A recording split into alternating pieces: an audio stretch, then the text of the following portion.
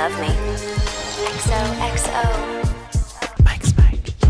Hello everybody, welcome to Mike's Mike. My name is salaciously rumoured to be Mike, and today we are undertaking season 1 of a 6-season journey to the Upper East Side. I hope you have your Metro card. When I started these late 2000s, early 2010s recaps, there was absolutely no way that I wasn't going to cover Gossip Girl. I mean, for me, Pretty Little Liars, Glee, and Gossip Girl were sort of the big three of teen dramas. Who made the biggest impact? Check the spreadsheet. Now this show, very, very iconic. The amount of quotes and references that are all over TikTok and Twitter, yeah, that's what you call a legacy. So you know the drill. We're going to be doing an unnecessarily deep dive into the plot and characters, covering 121 episodes over 6 seasons. For each deep dive, I like to change the concept, and that's for 2 reasons. A, because it keeps things interesting for everyone, me included, and B, everyone wants a Mike's Mike moment. It's true, but you can't outdo the doer if the doer is constantly changing what's being done. Now, instead of trying to cram multiple seasons into one video, for this series, I'm spreading it out to 1 season per video. And I'm doing a little bit of an HBO release schedule in that I'll release the recaps in 2s. So season 1 today, season 2 next week, and then when I drop season 3 in a couple months or whatever, then season 4 will drop the next week, and then 5 and 6 will be together. Season 2 is already filmed, but I thought I would split it up so you got something to look forward to. I'm so generous like that. Now, because this show is about gossip, I've got a little treat for you. For each episode, I've made like a mini late 2000s style tabloid magazine cover that references something that happens in that episode. And when I say I had fun with these, America's Next Flop Model, that is excellent. No, see, I really did something. Keeping it in the family, that is so good. I'm literally a low-budget, tacky version of Anna Wintour assembling the September issue. Actually, Anna and I have beef because Vogue Australia unfollowed me on TikTok after I tagged them in a comment asking if I slayed my outfit to an event.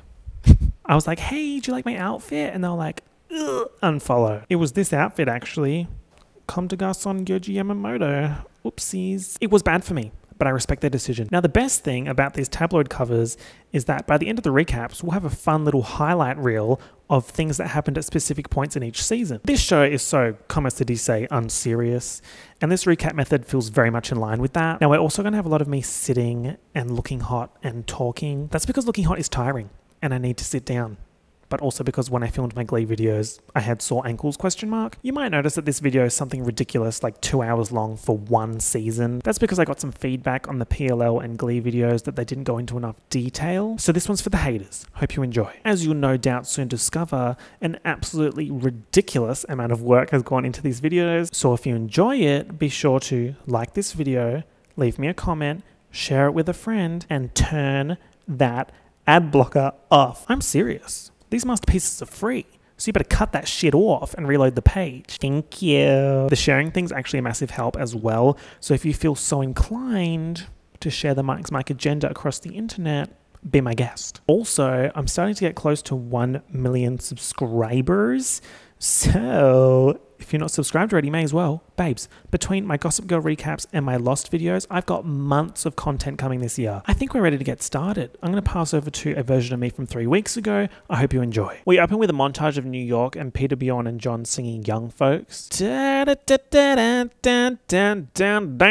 would whistle if I could, but tragically I cannot, so I won't. A blonde girlie is looking out the window of a train that's pulling into Grand Central Station, and the girlie in question, Miss Serena van der Woodsen. Hey Upper East Siders, Gossip Girl here, and I have the biggest news ever. One of my many sources, Melanie91, sends us this. Spotted at Grand Central, bags in hand, Serena van der Woodsen. Was it only a year ago our it girl mysteriously disappeared for, quote, boarding school? And just as suddenly, she's back. Instantly iconic. Miss Serena van der Woodsen, she is the 2E's nepotism baby. When Sharpay Evans said I want it all, Serena van der Woodsen can confidently say, I have it all. Blonde bombshell, perfect skin, 10,000 friends on MySpace, 27-figure net worth, Birkin bags to school. Serena van der Woodsen is always on the move.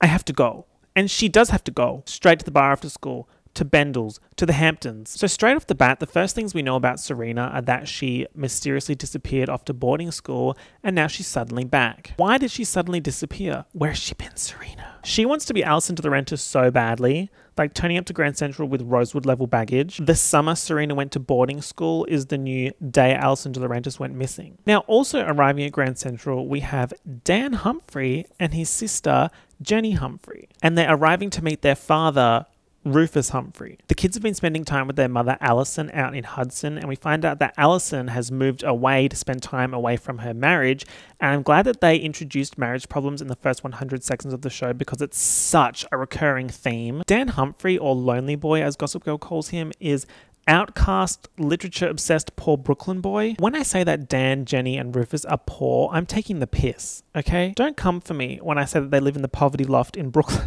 It's a recurring thing that, you know, compared to the girlies on the Upper East Side, yeah, they're in a tougher spot. But then out of the context of the show, it's like, come on now. You live in a loft in Brooklyn, be serious. From Dan's first introduction in Grand Central, we see him looking at Serena. He's like, oh my God, the love of my life is back. She doesn't even know who I am. I do have beef with Dan Humphrey, it's true. If you read that, I'm here to confirm it's true. It's a different kind of beef to say Chuck Bass, who we'll talk about soon, who is the absolute scum of the earth. My beef with Dan is that he's very much pick-me vibes. He's not necessarily a bad person. I just don't like him. And that's so fair. Jenny Humphrey, or Little J, is social climbing fashion prodigy annoying girl with slay tendencies. I know I'm going to get backlash for this, but I'm speaking my truth, okay?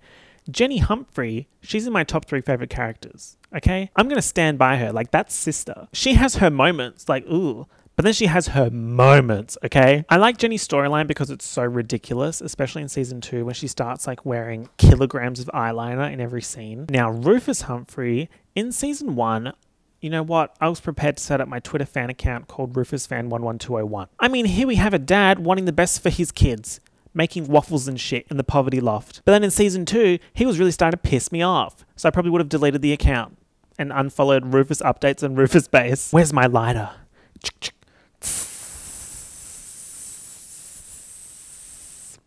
He just gets really annoying and gets in everyone's business, but we'll talk about that. But basically, Rufus's story is that he was somewhat of a rock star in the 90s in a band called Linkin Hawk, which sounds suspiciously close to Linkin Park, but let me mind my business. The news of Serena's return gets blasted all over Gossip Girl, and we see Blair Waldorf reacting to said news. Go piss, girl. Just a quick note on Gossip Girl's distribution methods. In the pilot and through season 1, we see these types of text going out from UESGRL17, which I'm assuming stands for Upper East Side Girl, but then later on we start to see E-Blast where Gossip Girl sending updates via email, which in my opinion, somewhat professional, is a better business decision because she's sending out thousands of emails from a home internet connection rather than texting out thousands of text messages with media attachments in 2007. Gossip Girl is also a blog, so I imagine what she's doing is texting and emailing out condensed versions of a story and then writing out a longer blog post on the same topic. Basically, she's running her mouth across several platforms, which is very me.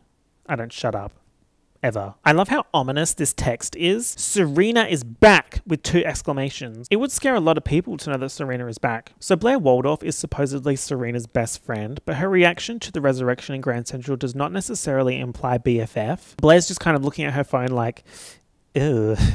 Okay. That, coupled with the implication that Serena didn't tell her best friend that she was coming back to New York, yeah, it's bad. Blair is at a party at her house, which henceforth I will refer to as Casa Waldorf. The party is hosted by Blair's mother, Eleanor, who's a fashion designer, and comments on how Blair is wearing a dress she designed, but it doesn't fit her perfectly. Thanks, Mom. Side note, the actress for Eleanor Waldorf changes after the pilot, and the new actress takes the character in a more quirky and aloof direction, which I think works better. Now, Miss Blair Waldorf is one of the best characters in the show, if not the best character. Not even just in terms of her constant fashion serves and comedy slays, but I think she also has one of the most interesting plot arcs, especially in the second half of season 2. I would say Blair Waldorf is high society, nepotism baby, preppy fashion, beauty and brains, juvenile, driven catty diva girl. Another reason why I like Blair so much is that she is easily identifiable in a crowd. Like, she knows her brand. NYC Chanel rich girl call, right?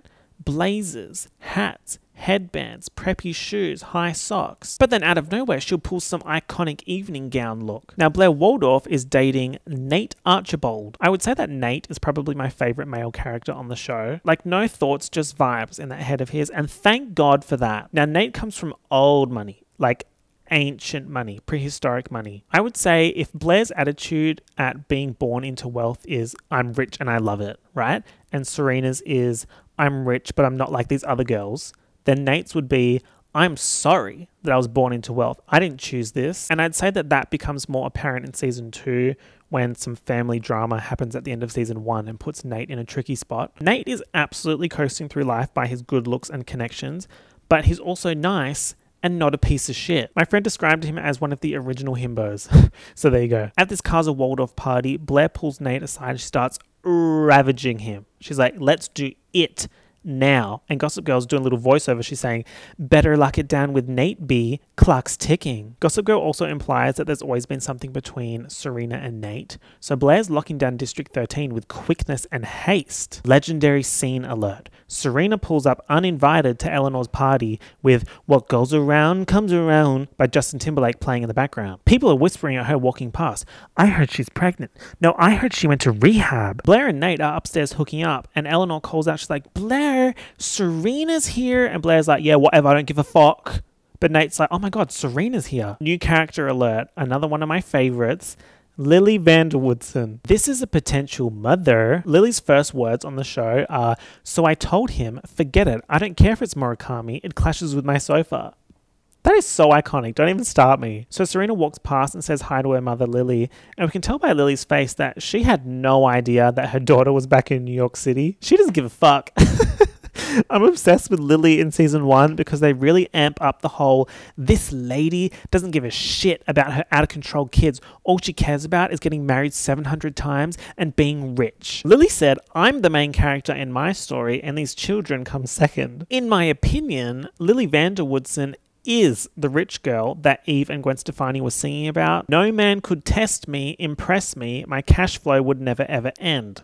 Now that little Gwen Stefani reference I made, yeah, that's going to be a little Easter egg later. I started noting down every time Lily would show up on screen with a different Hermes, Kelly or Birkin, and it was something like 6 or 7. Lily Vanderwoodson would absolutely be on The Real Housewives of New York, but pause that thought because we'll pick it back up in the season 2 premiere. Trust me, it's worth it. Serena asks Lily, where is he? They haven't let him out yet? And Lily's like, let's not talk about that here. Question mark, question mark, question mark. We also have creep Chuck Bass at this party, and he makes like an offhand remark about how he's glad Serena's back because it was starting to get boring. I'll probably introduce Chuck Bass in a little bit, and we also need to talk about this photo. Serena locks eyes with Nate. What goes around? There's tension. He starts walking towards her, comes around. A door opens between them, and Blair breaks the eye contact between Serena and Nate. Comes all the way back around. Blair puts the fake BFF smile on. Serena! I missed ya. Absolute carnage in the penthouse. Serena says she has to leave. I have to go. And she bails from the party. So basically, in Upper East Side terms, Blair just kind of like shot an arrow into Serena's shoulder and then Serena sliced Blair's throat, right? Serena turns up to a facility and we see her looking in a patient room where her brother Eric is sleeping. So it looks like Eric Vanderwoodson must be part of the reason why Serena came back. I wanted to point out that at 5 minutes 50 seconds, we see the original interface of the Gossip Girl site. I want you to look at the filing system here. Like this is filed under Serena exclusives spotting. Like damn, Gossip Girl is in S's business, like subfolders. And then Kristen Bell's Gossip Girl voice says, and who am I? That's one secret I'll never tell. The only one. XOXO, Gossip Girl. And the camera pans out to show Dan Humphrey on his laptop looking at the screen which has the Gossip Girl blog post on it. He's keeping tabs on Serena. Literally, browser tabs. We then get the opening theme and title sequence which we know and love. You know you love me. XOXO. Gossip Girl. But this is potentially not the original opening. There's actually another version floating around and you can find it on YouTube and it's got Glamorous by Fergie playing and looks like this. It's so much more soap opera. It's just a completely different vibe and I'm glad they changed it. I saw a bunch of back and forth on Twitter of people arguing if it actually was the original or not, or if it was just like a sample intro edited by the CW for like press and screeners, or maybe it was even a fan edit, but it doesn't even matter, right? The one we ended up with is perfect. Anyway, back to the drama. I think those first 6 minutes of the pilot do such a good job at introducing key characters, plot lines, interactions, and relationships that carry on for at least the rest of season 1. Dan lusting after Serena, Blair and Serena fighting over Nate, Lily on I don't give a fuck mode, like you get the idea. So next we find out that Serena's brother Eric has been in this facility, the Ostroff Center, because he tried to S-word. Serena's mad at Lily for trying to sweep this Vanderwoodson reputation ruining scandal under the rug by hiding Eric at the Ostroff Center and telling everyone that he's with his Aunt Carol in Miami. Lily's like, babes, you fucked off to boarding school. Respectfully, you don't know shit about what's been going down. Also, I think the Ostroff Center is actually an Easter egg because the CW's president of entertainment at the time was Dawn Ostroff. That's fun, I guess. Jenny and Dan are busy being poor in their huge Brooklyn loft getting ready for school. Jenny's already on her social climbing shit. She's writing all the invitations for this kiss on the lips party and she's hoping that she can secure an invitation in exchange for her services. The Vanderwoodsons have been staying at the Palace Hotel while Casa Vanderwoodson is being renovated. Nate Archibald's waiting at the front of the Palace Hotel for Serena, and she sees him. She's like, what the hell are you doing here, Loca? And he's like, you seemed super upset last night. I just wanted to check if you're okay. And she's like, I did not, Lil Kim, La Bella Mafia track 16. I didn't come back for you. That was a good reference. Blair is my BFF for L, and you're her boyfriend. And that's that, and you need to stay away from me. Oh, the tension. What's going on here, you guys? What happened between these two? Dan Humphrey runs for the bus to get to school. Ew, the bus? Stinky. And on the bus, he overhears Nate talking to Chuck. Chuck. Woolworth's Chuck. Chuck and Nate are on the bus talking about Serena's appearance at the party last night. Now, I have such severe continuity issues here because you're trying to tell me that Chuck Bass, son of billionaire Bart Bass, and Nate Archibald from Prehistoric Money are taking the bus to school. Nah, they fucked up because pretty much every other instance of Chuck traveling in the next 2 seasons is in a limo. The only time that I remember that he's not in a limo is when he's in a taxi because someone took the limo. There's just absolutely no way that this felon would take the bus over the limo to school. Now, come on now. Obviously, they've done it for plot convenience so that Dan can overhear them talking about the party. But yeah, no. What's my Chuck Bass voice? Okay. Serena looked effing hot last night. There's something wrong with that level of perfection. It needs to be violated.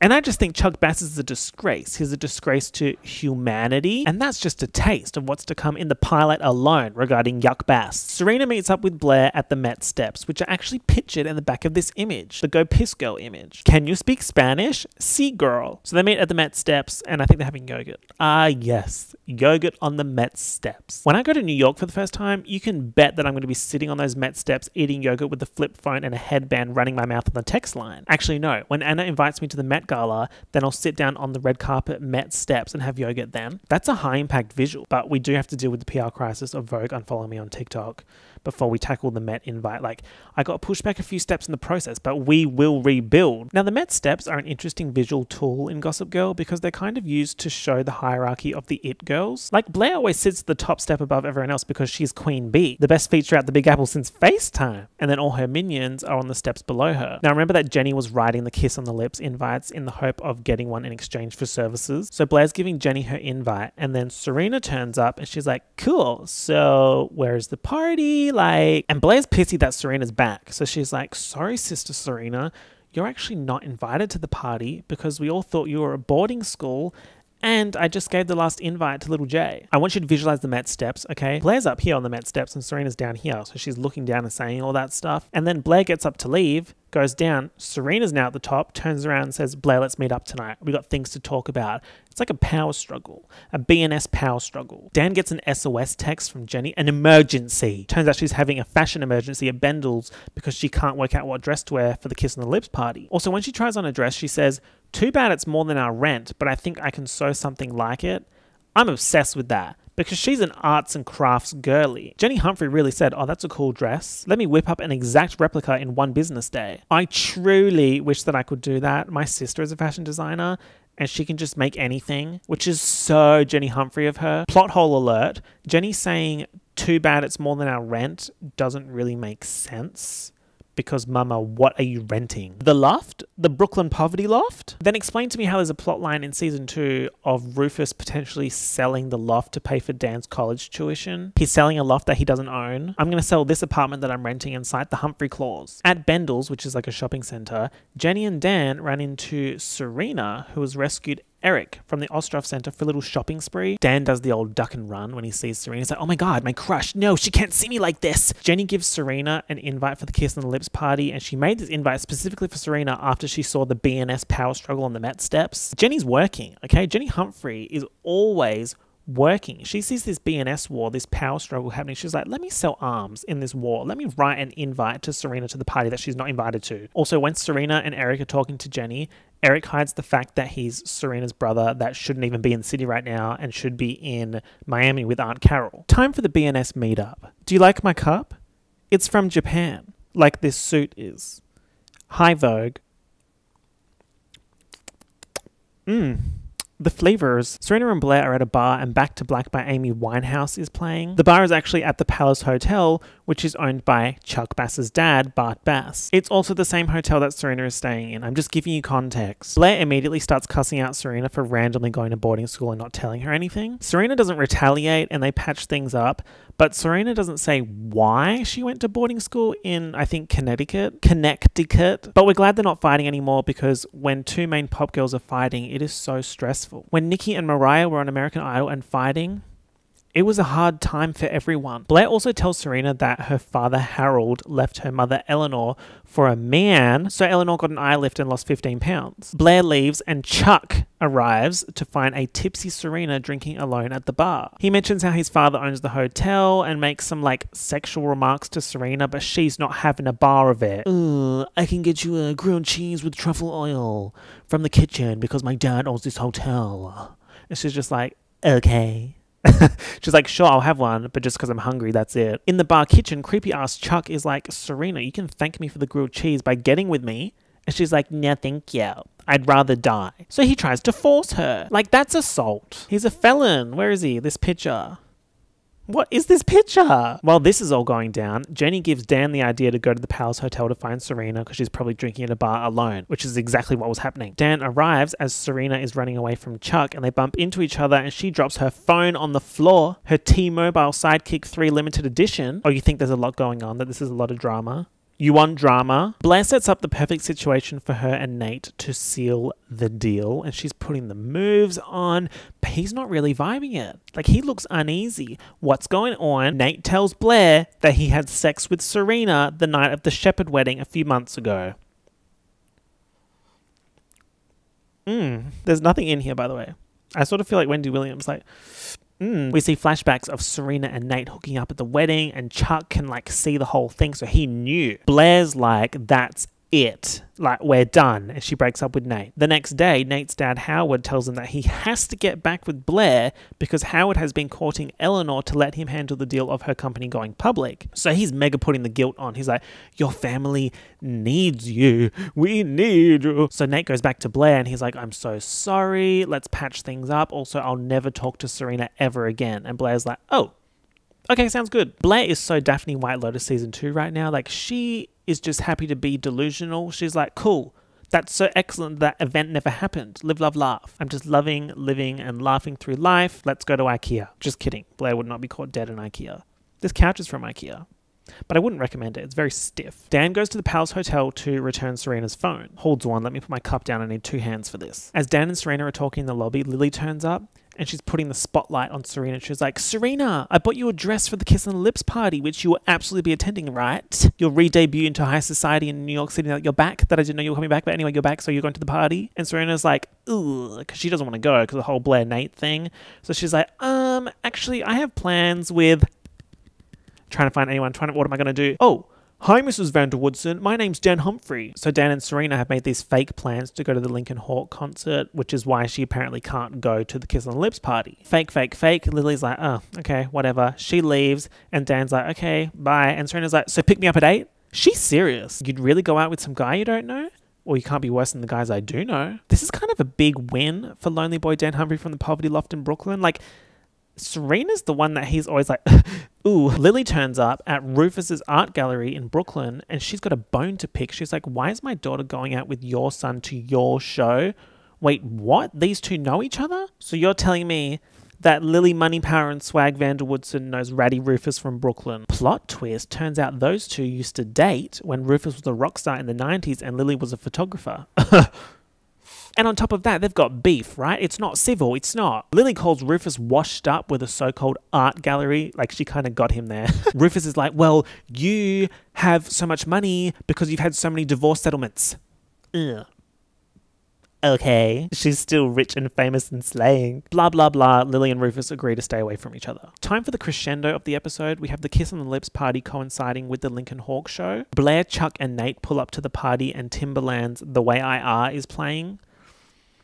Don't start me, don't. Remember, Jenny Humphrey did the invite, so she's there as well. Chuck starts putting the moves on fresh meat Jenny Humphrey, and she's like, oh my God, I can't believe the Chuck Bass is talking to me. But Jenny girl, this is not the serve you think it is. You need to run. You need to get out of there. Chuck's taking her up to the rooftop and he's trying to kiss her. She's not really vibing it. So he's like, here, drink this champagne, 14-year-old. Jenny sneaks an SOS text to Dan, who's with Serena. When Dan tells Serena that Jenny's having trouble with someone called Chuck, Serena's like, oh, no, we gotta go. Serena and Dan go to the Kiss and Lips party. Serena's presence starts a shitstorm because remember, she wasn't invited. S and B have a stare down. S doesn't know that B knows about her and N. On the rooftop, Chuck's trying to force himself onto Jenny. Dan and Serena get up there just in time, and Dan clocks Chuck with a juicy left hook. That's my right hand. Hold on. Ow. Alright, so now let's talk about Chuck Bass. He's a fucking demon, okay? I feel like the writers spend the next 42 episodes trying to give him a redemption arc. They're like, oh, he's a tortured soul. He's got so many daddy issues. You guys, maybe he's not that bad, question mark. But they went way too hard with the creepy antics in the pilot. Like, he tried to assault Serena and then he tried to assault Jenny in the same fucking episode. In my opinion, they can't redeem him. No matter what happens in the rest of the show, he's still a piece of shit and I won't forget it. The episode ends with Dan, Serena, and Jenny leaving the Kiss on the Lips party, getting in a taxi, and Serena's sitting in the back looking out the window, and it's very reminiscent of the first scene where she's arriving to Grand Central Station on the train. She's looking out the window. We love parallels. Now, there's two things that I wanted to discuss for each season, one being the phones and two being the posters. I'm so obsessed with mobile phones and communication, which is just so Masters of Mechanical Engineering of me. Like, sorry guys, not everyone would get it. And I specifically love that kind of 10-year time period between 2003 and 2013 where mobile phone companies were just doing anything. They were in those product design meetings just saying absolutely anything. They're like, what if it like flipped open and shit? What if it twisted? What if it twisted, slid, and flipped? Another thing about these old phones is that they are solid. If you dropped your LG chocolate on the floor, babe, she would survive. She would outlive you. She's still alive while you're what? Aging? Embarrassing. We've got a lot of iconic phones in this show, and I'm going to make a point of pointing out who's using what, because I think it adds a lot to each character because the phones themselves have a lot of character. If there's hundreds of phones to choose from when they were making this show, why did they choose the ones that they went with? In the pilot, our IT girls, our information technology girls, Serena and Blair are both using a T-Mobile Sidekick 3 limited edition, but then for the rest of season 1, Serena uses a LG chocolate and Blair uses an LG Envy. In the pilot, Dan has a BlackBerry Pearl 8100 but switches to a Motorola KRZ RK1M, which is similar to Jenny, who uses a Motorola Razr V3M. Chuck has a Motorola Q-CDMA, Nate has an LG VX9400, and Lily has a Samsung SCHU740. Now, these are all fantastic, but I would say my three favorites would be the Sidekick 3, the LG Envy, and the Razr. The Sidekick has that dramatic twist-out motion, and then the Envy has 2 screens and 2 keyboards, and then the Razr is just like the quintessential flip phone. Now, sadly, I did try to get some phones to use as props for this video, and I specifically wanted the LG Envy because the 2 screens, 2 keyboards. Babes, I couldn't find one. I guess what I'm saying is, if you happen to work for LG or Samsung or Motorola, and you can send me one of those old phones, let me know. I feel like recently we've kind of hit a wall with how much smartphones can be upgraded from the previous model. So we've seen like almost a renaissance of these interesting phones like the Samsung Galaxy Flip 4. I'm mentioning all of this because I think when the show came out, it was the perfect time, technology-wise. Like, everyone can text, send emails, call each other, but then there's still a limit to how connected they all are. Like, if someone doesn't answer a call, then they're off the grid. It's hard to reach them. The characters aren't all over Twitter, Instagram, TikTok, which I think would have been one of the hardest things for the writers of the Gossip Girl reboot. The dynamic of online communication is just so different now. I tweeted this a few weeks ago. I said, working on this Gossip Girl series has me wanting one of my old phones with no internet so badly. These girls are just doing shit around town. They don't give a fuck about Pop Craven chart data. Oh, how much easier my life would be if I didn't care about chart data. There's just something in me that needs to know how pop girls are performing. Like, I just need to know. Now, I also mentioned the posters. This was the season 1 cast poster. Sexy, insecure, wealthy, handsome, dangerous, artistic, outcast, beautiful, young, sweet, naive. Now, all of those, if you really think about it, they're kind of me. Like, there's also this tagline that I love. You're nobody until you're talked about. And then each character has their own poster. Blair, trying to live up to expectations without cracking from the pressure. Nate, torn between the love of his life and the girl of his dreams. Serena, looking for her future by hiding from her past. Dan, looking for a friend, finding something more. Jenny, standing on the outside of the inside crowd. Chuck, out for a good time, no matter the price. I think my favorite posters overall would be the season 1 mid-season posters and the season 2 promotional posters, but they have like plot points used in them and I don't want to spoil anything, so I'll talk about them when we get to them. Let's also quickly cover the issue of ages. As I go through the season 1 plot points, I want you to remember that these characters of the main cohort, so Chuck, Blair, Serena, Nate, Dan, they're all supposed to be 16, 17, and then the younger cohort, Jenny and Eric, are 14 turning 15. It's easy to forget how young the characters are supposed to be when they get caught up in all these ridiculous antics, but also because of the actors' ages. In 2007, when the show premiered, Blake Lively was turning 20, Leighton Meester and Penn Badgley were turning 21, Ed Westwick and Chase Crawford were 22. The most realistic of the main cast was Taylor Momsen, who turned 14 in 2007. In my opinion, she's also one of the best actors on the show, which very much reminds me of Pretty Little Liars, where Sasha Pierce was running around as Alison De Laurentiis in season 1, where she was like 13. The rest of the cast are running around high school looking like they're college, university age, because they are. It's an issue that I have with a lot of high school shows, but it all comes down to one question, which is, did this need to be set in high school? And we will have an answer to that question, because at the end of season 2, the main cohort graduates, so season 3, season 4 is like university. So season 1 is 18 episodes. In episode 2, I got really scared.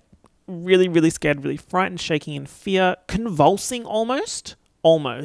And I was scared because there's so much foot content. What in the Quentin Tarantino is going on here? Why are there 8 feet in front of my eyes at the 7-minute mark of episode 2? This election, remember to vote no to unnecessary foot content on TV. So Dan and Jenny are in the poverty loft in Brooklyn and they are recapping what happened at the end of the Kiss on the Lips party. Jenny brings up how when she and Dan dropped Serena off, Dan did this like cringe wave at Serena. Serena and Eric over at temporary Casa Van Woodson in the hotel, they're also recapping the cringe wave, but Serena's saying, oh my god, he waved because he hates me. Girl, shut up. We all know that he doesn't hate you, you included. Now, this episode's called The Wild Brunch and centers around a brunch hosted by Chuck's father, Bart Bass. Fun fact, every episode title is a play on a movie title. This one's referencing The Wild Bunch from 1969. Now, Bart Bass, he's a piece of work. He's like he gives me like that kind of vibe. You know, if I saw Bart Bass, I'd be like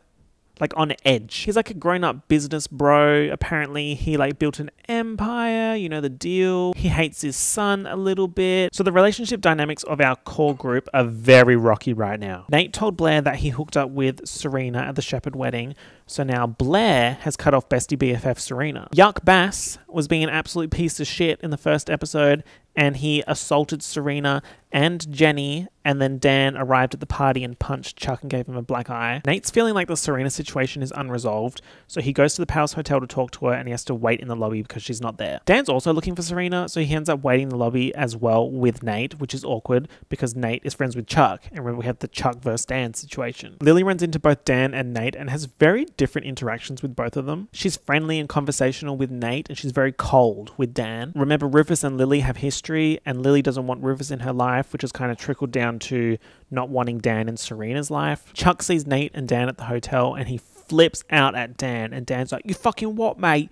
I'll give you another black eye, yeah? Is that something you want? And Nate has to stop Chuck from lunging at Dan. Serena has gone to Casa Waldorf to talk to Blair to work out what the hell's going on. She brings bone dry caps, which had me question marking a little bit. So I Googled it, and apparently it's a traditional cappuccino without any steamed milk, but with milk foam. So I went to a coffee shop and I tried to order it. Can I get one bone dry cap? And the queen barista was like, now why would you want to do that? Which is so real. She explained to me what it is. I was just kind of like, oh. Hey, I got bone dry caps and Audrey.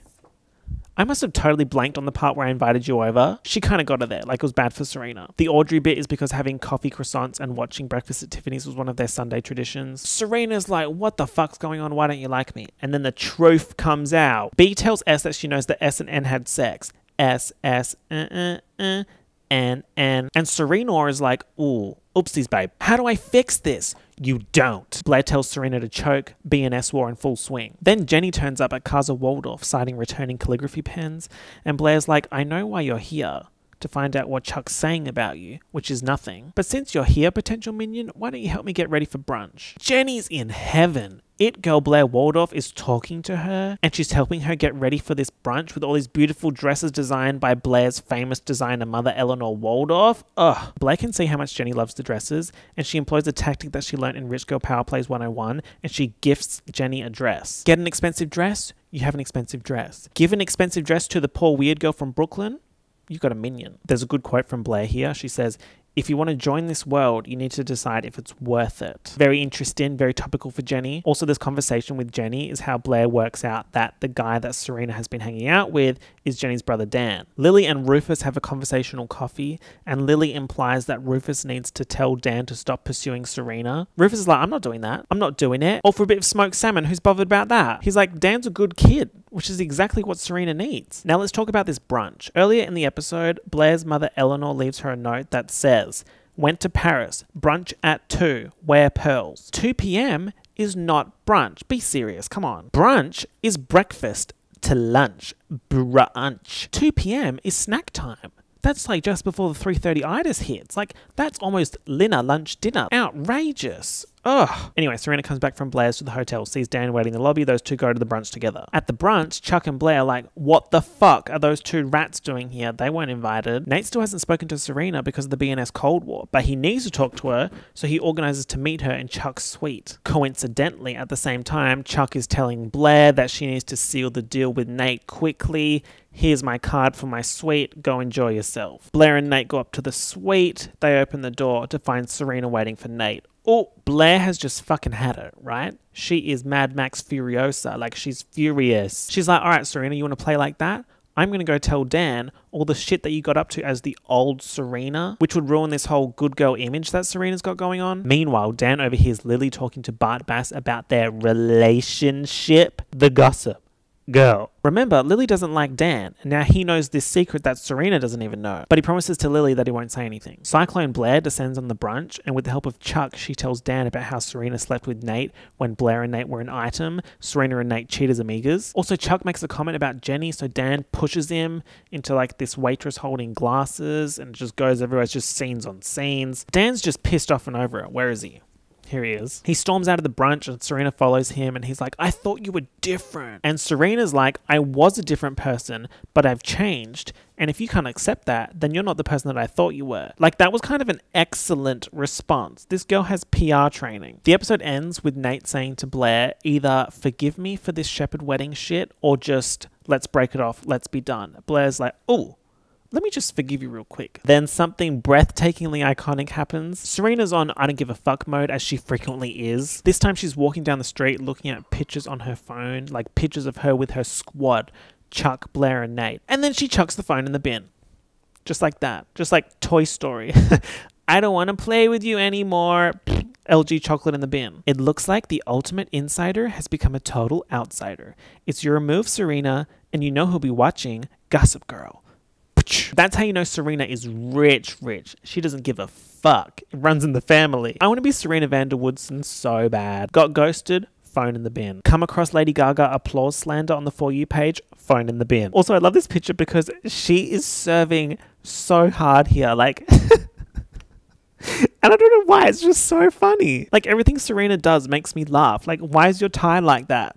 Also, in this episode, they've Shut Up and Drive by Rihanna playing in 2 separate unrelated scenes. Like, they really said, let me use this license. Episode 3 starts with Jenny and the Constance Choir singing Glamorous by Fergie, but it sounds really weird. It's like, G-G-L-L. G-G-L-L-A-A-M. The flossy flossy. Ooh, the flossy flossy. What? They did not need to be doing all that. So we hear this little a cappella moment while our Upper East Siders are getting ready for school, and Gossip Girl in the voiceovers talking about how important college application season is. Successful parents demand successful kids. There's going to be an Ivy Week mixer with representatives from all the different Ivy League colleges, and everyone is just scrambling to secure their chance to impress. Dan's dream is to get into Yale, but he's up against tough competition. Trust fund babies with legacy entry prospects. I didn't really know anything about the whole legacy entry thing before I watched Gossip Girl, so preference is given to applicants whose parents graduated from the same college. Seems kind of fucked up, not gonna lie. If you don't have rich parents who either donate to the college or graduated from it, then you're starting at a lower point than those that do. Okay. Yeah, very good and fair and excellent. Nate wants to apply for a college outside of the expected path, but his dad's like, no, you're going to Dartmouth. Dartmouth? Dartmouth. Dartmouth. In Australia, dart's like cigarettes. Like Dartmouth is like ciggy breath. Sorry. This is a common Nate plotline theme where he can see that his path in life is already laid out by his parents and his social status, but he wants to do other stuff. Blair wants Yale. Blair dreams of Yale. Blair's dad went to Yale. Yale. But nepotism aside, Blair actually is very smart, so she has a good chance of getting in. Serena wants Brown University because it's away from all of her enemies on the Upper East Side. Blair and Serena are in the middle of their BS war, and they're just fucking going to town, aren't they? They have a brawl at school during a hockey match while will.i.am, I Got It From My Mama is playing in the background, and then Blair says to Serena, hang on, let me make full use of this soundboard. Brown doesn't offer degrees in slut. Also, apologies for the lighting changing. Actually, I'm not sorry. Glug, glug, glug, glug. But then Blair pushes it too far. She gets Chuck to follow Serena to get some dirt on her, and he sees her enter the Ostroff Center. Remember, the Ostroff Center is where Eric is staying. More on that in a second. Dan, Nate, and Chuck have all applied to be the Dartmouth, the Dartmouth usher. Nate gets the position when Dan absolutely should have. Nate even said to the headmaster during the interview, he was like, I don't really want it. Like, surely there's someone else who wants it more than I do. And there was. And his name is Dan Humphrey, and he lives in the Povo Loft in Brooklyn. When Rufus finds out about this, he's fucking fuming at the inequality. So he talks to the head of the events planning committee, who turns out to be Lily, and he gets Dan into the mixer as a drink server or head of the refreshments committee. While at said mixer, Nate's not really hitting it off with the Dartmouth representative, so he basically just offers the usher position to Dan, which is really nice. Side note, the Dartmouth rep is played by the same guy that plays the air marshal in Lost. Lost video starting the next 2, 3, 4 weeks or something, so just prepare your brains. Like, I just want to let you all know so you can prepare your brains. Like, some of you will need more time than others to prepare. Some of you have much bigger brains than others. I'm just letting you know. Blair is plotting this total social destruction of Serena, and she thinks that Serena is attending the Ostroff Center because she's an addict. So she's planning to blast this information to everyone at the mixer, including all of the college representatives, basically just ruining Serena's reputation, which is exactly what she does. She gets on stage and says that her charity club is donating money to the Ostroff Center because one of their fellow students is seeking help there. This is yikes because Serena has convinced Lily to let Eric attend the mixer to start socializing again, so he's there when Blair starts spilling all this shit about the Ostroff Center. Blair calls Serena to come up on stage and say a speech about her attending the Ostroff Center, and Serena gets up and does it. Like, she lies and says that she's a patient there to deflect off Eric. Fundamentally, Serena van der Woodsen is a good sister. She literally burned her reputation to save her brother from the spotlight. Like, she's a nice person. Again, like, she's not bad. She just does annoying things. Also at the mixer, we had Eric and Jenny starting to become friends, and he tells her about the attempted S word, and Jenny tells Dan, so when Serena's up on stage pretending that she was at the Ostroff Center, they know that she's covering for Eric. Dan's like, wow, Serena, that was major cool. Maybe I misjudged you. Let's date again. Eric goes up to Blair and he's like, hey rat, look at my scar. Girlie is gobsmacked. I had no idea. Well, yes. Her clownery caught up with her and she feels like absolute shit. Good. The next day, Nate meets up with his dad to go for a run, and his dad has BYO'd the Dartmouth rep. Hey, Mr. Air Marshal from Lost, Nate loves Dartmouth. Like, he loves Dartmouth. Get a job. Serena and Blair have had enough. They meet up and have a chat, and the BS war is over. Blair says that she wrote Serena a letter when Serena left for boarding school, but she never sent it, so she decides to read it out loud. All about how she was hurt when S left without saying goodbye and never called her, even though she knew that B was going through all these family struggles. Remember the mum and the dad divorcing. But then also because Eric told Blair everything, B knows that not everything's great with the Vanderwoodsons. Tears, tears, tears from the girlies. The war is over. Everybody celebrated. Everybody yassed. In episode 4, Bad News Blair has a dream that she's in Breakfast at Tiffany's and she's trying to get into the store, but she can't. But she looks through the window and Serena's in the store. Metaphor, think. This is the first of many Blair dream sequences and I love them. They're so fun. We now officially have the new actress for Eleanor, the quirky one. I'm so quirky. I'm so quirky. So we see each other. I would say that Eleanor is successful, slightly mean and demanding fashion lady, but there's also something not so slay going on here. For instance, Blair reaches for a croissant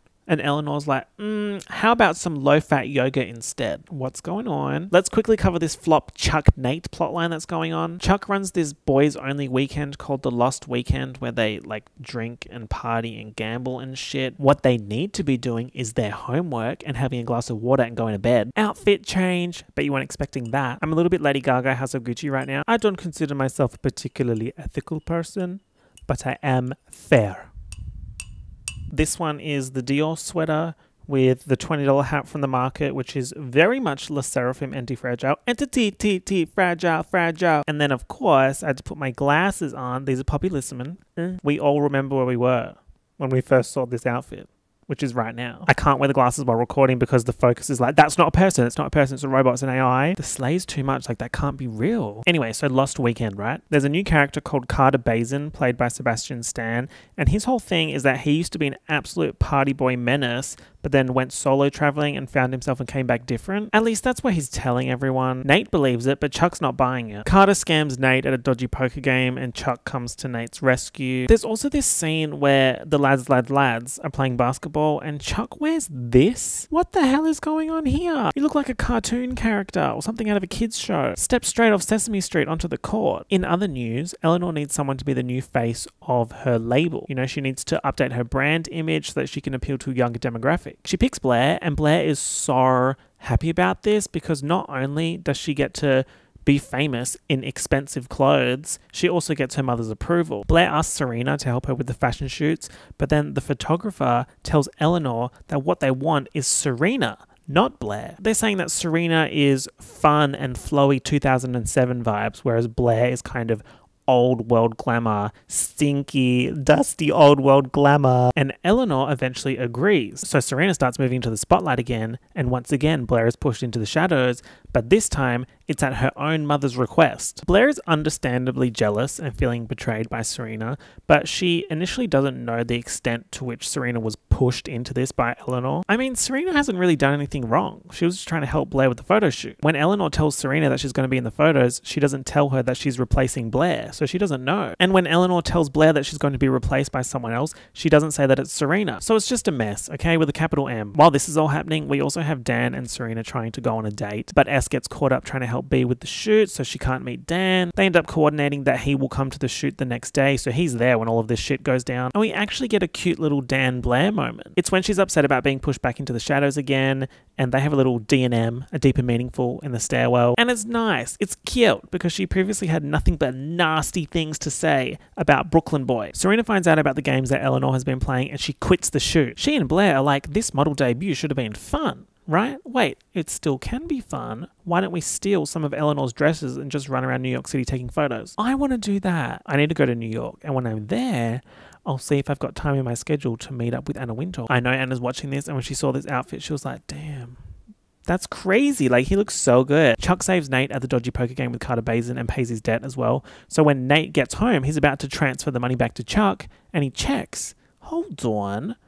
Why has my account been drained from $200,000 to zero? He calls the accountant. Turns out his dad drained it. It's weird. It's suspicious even. In episode 5, Dan's trying to impress Serena and he thinks that he needs to boss up and take her out to a really fancy restaurant that matches her ritzy Upper East Side lifestyle. But in reality, what Serena wants is the Dan Humphrey experience. Basically, she just wants to be ratty in Brooklyn with Lonely Boy. There's a scene where Dan shows up at the hotel to pick up Serena and he's in like full glam, right? And Serena's just wearing jeans because she wants to be ratty in Brooklyn and she sees him in full glam. She's like, oh, I was just about to get changed. Then when they're outside the hotel, she sees a Vespa and she's like, oh my God, I love Vespas. You shouldn't have. And Dan's like, yeah, I shouldn't have because I didn't. We're taking the limo. Serena wanted that Lizzie McGuire moment so badly. It actually reminds me of this one photo of my friend Jake from when we went to Italy in 2011. He's going to kill me for putting this in the video, but I'm going to do it anyway. Every time I see a Vespa, I think of this photo and I remember when we took it and he was like, wait, take a photo and it's going to look like I'm stealing the Vespa. And I feel like it's very Serena core, right? Just jumping on a random Vespa. The other main plotline of this episode is Blair's annual sleepover. Let's do a Gossip Girl voiceover for more information. With Blair's boyfriend Nate helping to close up the family yacht for the season,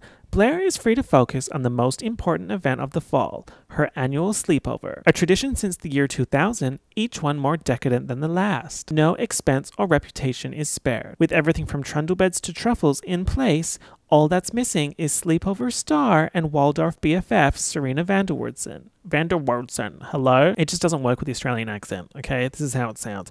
All that's missing is sleepover star and Waldorf BFF Serena Vanderwoodson. Like, okay. Serena isn't at the sleepover because she's having date night with Dan. The person chosen to fill Serena's spot at the sleepover?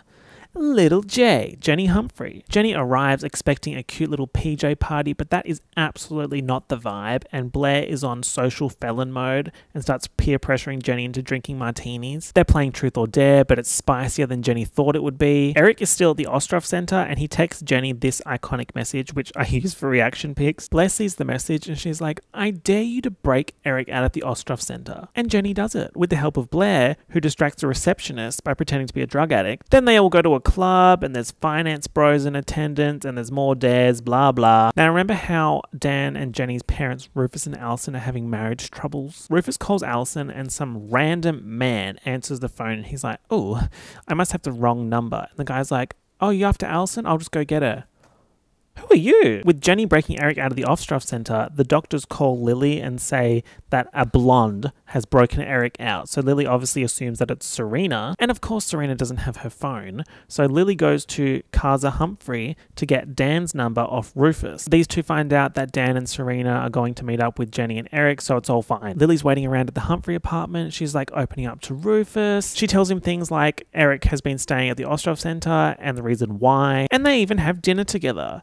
You're getting a little bit close for people who claim to hate each other. The phone rings in the poverty loft. Rufus is like, can you answer it, Lily? Lily answers it. It's Allison. Oopsies. This is an excellent example of something that drives me feral in Gossip Girl. Two tropes that they absolutely love to use: conveniently bad timing and poor communication making situations worse. They obviously need to manufacture some drama, but like, come on. Also, Lily wears an Hermes belt and I'm pretty sure she has her second Birkin in this episode. Blair's final dare to Jenny is to steal a dress from her mother's store, but it's a setup because Jenny gets into the store, takes the dress off the mannequin, the alarm goes off, the police arrive, Blair and the minions run off. But then, see, this is one of the reasons why I like Jenny, because she's resourceful. She goes genius mode, okay? When the police are trying to arrest her and write her up or whatever, she pretends to be Blair and says, I can prove it because I've got keys to the store. I would show you my keys, but I don't have them on me, but I have like a really fun keychain. It's like the Red Velvet birthday mini album. Jenny goes back to Blair's house and Blair is shocked because she didn't think that Jenny would survive the trap. And Blair's like, hold on. Now I see your potential in my squad. Game recognizes game. Also, Dan and Serena have their first kiss in episode 5. Annoying recognizes annoying as well, I guess. Like, good for them, but does anyone care?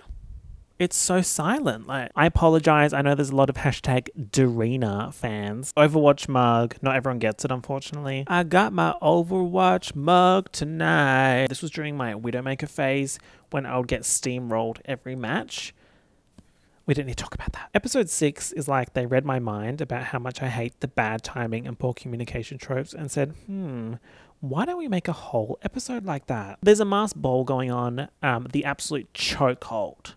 that a masked ball has on teen drama. Pretty Little Liars Season 2 Episode 25 outsold though. Nothing will ever compare. So Blair's prepping for the masked ball and she's making new recruit Jenny run errands, including picking up $16,145 worth of dresses. Me when I walk home to Garcon and Yoji Yamamoto to the Arias. I know this is getting annoying, but you guys don't understand. I got a good photo. I have to use it all the time. It doesn't happen very often. I have to use it. Just wow. Like, I looked so good that day. We were all so happy that day.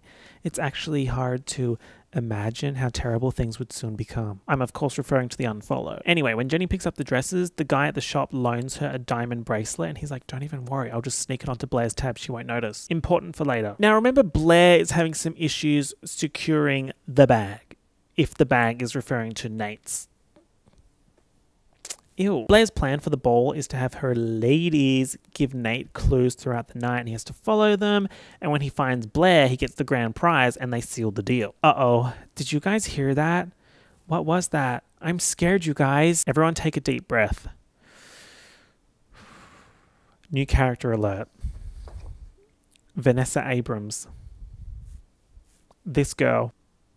Why are you looking at me like that? Vanessa is Dan's childhood friend and her whole thing is, I am poor girl, and I hate rich people, and I'm obsessed with Dan Humphrey, and I'm homeschooled filmmaker, and did I mention that I am poor and I hate rich people? I mean, don't get me wrong, I love an underdog, and in any other situation I'd side with that character, but she's just so, like, annoying and abrasive and bitter. She gets on this high horse, but she's never had horse riding lessons, so she's just kind of awkwardly standing on the horse. She gets a bit better in Season 2, but in Season 1, she's so annoying, oh my god. I don't know if this is controversial to say, but I think if you like Serena, then you like Vanessa and you like Dan. But if you like Blair, then you like Jenny and you like Lily, but you don't like Vanessa, and Serena's just kind of I guess what I'm saying is, if you're a Serena and Vanessa stan and a Blair hater, how do you live? Full stop, how do you live? It's weird. Like, also fun fact, this actress is actually in the Taylor Swift 22 music video. Bet you didn't know that. Where's that ratty little boy? So Vanessa and Dan were Bestina Aguileras, and then when she moved away, Dan told her that he was in love with her, and she was like, who said that? And she dipped, but now she's back and she's living in the city with her sister. Vanessa's first appearance is at Dan's fire escape window. Annoying, instantly. Like, go through the door, what are you doing? Serena calls Dan to invite him to the masked ball, and she can hear Vanessa's voice in the background, and she's like, who's that chick? And Dan's like, it's Jenny. But see, Jenny is with Blair and Serena. So Serena doesn't end up inviting Dan, and Blair's like, you need a hot man to take his place and make him jealous. Which is how we get this glorious screenshot. Chat with Rich Boy 4. Hi Serena, Katie Farkas gave me your address. Yeah, hi. Who's this? Serena does not give a fuck. But the question that nobody's asking, where are Rich Boys 1 to 3? We may never know, and that's the sad and scary thing. So I put that screenshot on my Hinge profile because I thought it was funny, and it made absolutely no noise. It could not have made less noise. Anyway, I'm constantly on and off Hinge. It's just supply and demand. It's economics. The market's readjusting. Anyway, in other news, Nate's weirdo dad is being really skittish, like a little angry marsupial. And then Nate finds a baggie of cocaine in a book in his dad's office. Nate's like flipping out about this, and he's trying to talk to Blair about it, but she's busy running an empire of minions. Dan reads a Gossip Girl blast about how the minions are helping Serena find a date for the masked ball, and how Dan needs to get off his ass and do something. And he's like, oh my god, maybe I should surprise her at the ball. Let's quickly reiterate what I just said. Dan read a Gossip Girl post that contained information that he didn't already know. Okay, cool. Oh yeah. Come on, Maurizio Gucci. Entity T fragile. Wait, I should be using this microphone to do K-pop performances.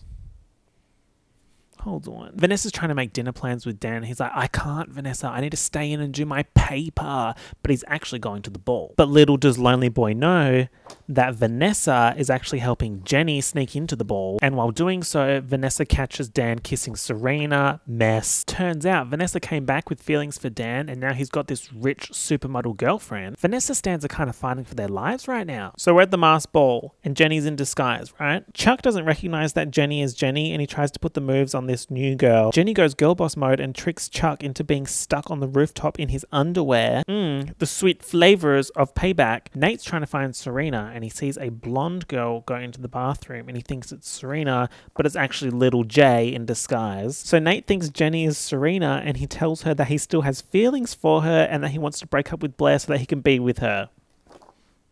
Jenny's collecting intel left, right, and center, and she doesn't even have to try. Like, it just comes to her. Jenny's like, what the fuck is going on? And she tries to leave, run out of the party, runs past Blair. Blair thinks that she's Serena, grabs her arm. The diamond bracelet falls off. Blair's like, what the fuck? Jenny was here. So now Blair knows that Jenny snuck into the party. My favorite thing about this episode is how everyone thinks that Jenny is Serena when she looks nothing like her. Even Dan thinks that Jenny is Serena. Like, let's be serious. Eleanor has this Morocco-themed party, and Lily invites Rufus, and she says that she's inviting him because there's going to be some high-roller clients there, so he could maybe sell some art. But she also wants to make Bart Bass jealous, and Rufus is like, well, I know how I can help you do that, and he kisses her. Smooch, smooch, smooch. Uh-oh. The kiss has real feelings. PR disasters left and right for the Humphreys right now. Nate's mother finds the cocaine bag and she starts going nuclear at him because she thinks that it's his, which it's not. Nate's dad's there as well and he's not saying nothing. Father of the year right there. And all this is happening while Happy Ending by Mika is playing. Ugh. Dan goes home after the ball and Flop Nessa is in the loft. Hashtag go home Vanessa. And they start eating pierogies and they're just chatting and they make up and they're friends again and he's telling Vanessa about Serena. Episode 7, I would say, is one of the best episodes of the season. Have you heard, Upper East Siders?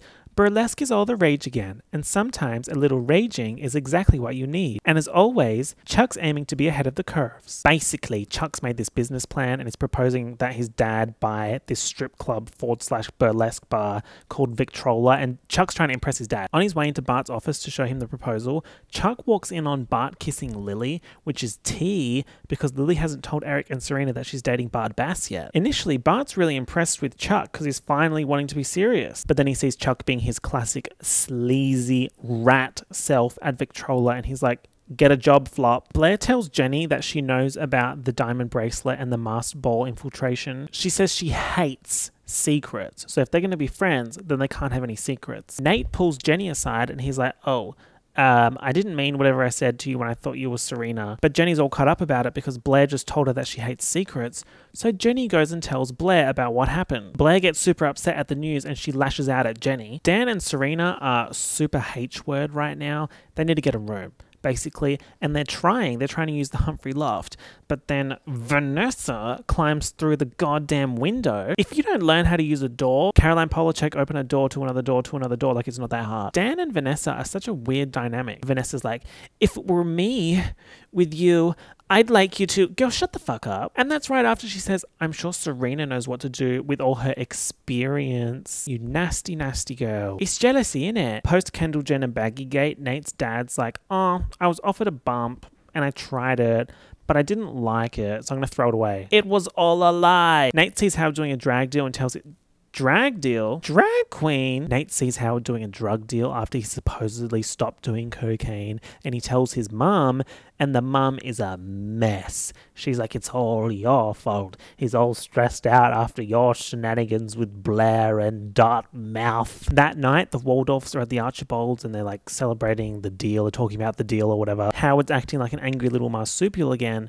so Nate takes him outside and confronts him, and Howard punches Nate in the face. The police turn up. Nate tells them to check Howard's pockets. They do. They find the cocaine. He gets arrested. Blair sees all this happening from the window. She's like, why didn't you tell me that any of this was happening? And he was like, babes, I tried, but you're too busy running your minion empire. And then Blair brings up the masked ball Jenny, Serena, Nate love confession. And you guys, it's looking bad for BNN. They're done. Nate's mum gets a call from the police and Howard's bail has been set at $1 million, which seems a bit high for drug possession charges, but it turns out the DA has been building a case against Howard for embezzlement and fraud. Blair goes to Chuck's new burlesque bar Victrola because she wants to let loose. She doesn't want to talk about the breakup, she just wants to dance. So she does that. Blair gets on stage with the other dancers and does a strip tease. Everyone at Victrola, including Chuck, is like, ooh. And I'm just like, that girl is 16, exclamation mark, question mark. Oh my God. And then Chuck takes Blair home in his limo and he's like, you were amazing up there. She was like, thank you. And then they have sex in the limo. That is a big Gossip Girl moment. Like OMG, oh my Gossip Girl. Episode 8 is Blair's 17th birthday and she could not be further in the trenches. Her relationship with Nate is over and she just had sex with demon Chuck in the back of a limo. I would say she's about 30% yes, 70% disgusted at the fact that happened. She hasn't told anyone that her and Nate are over and she definitely hasn't told anyone that she got with Chuck. Some key info to remember here is that Chuck and Nate are best friends. Ugh. Jenny has made the executive decision to bring Allison from Hudson to Brooklyn so that Allison and Rufus can resolve their issues and get back together. Jenny wants them to work things out so badly, but Dan can see that it's just probably going to end in divorce, babe. I mean, Mother Dearest was living with some random man in Hudson, like it's not looking good. Dan's also mad at Allison for dropping everything, including her kids, and going to Hudson with no sign of returning, which is fair because, like, you're a mother. Allison and Rufus have a big chat and she admits to doing shit with a random man in Hudson, but she also says that her entire adult life had revolved around supporting Rufus as a musician. I mean, they do a leap of Blackpink kiss and make up, but I don't know.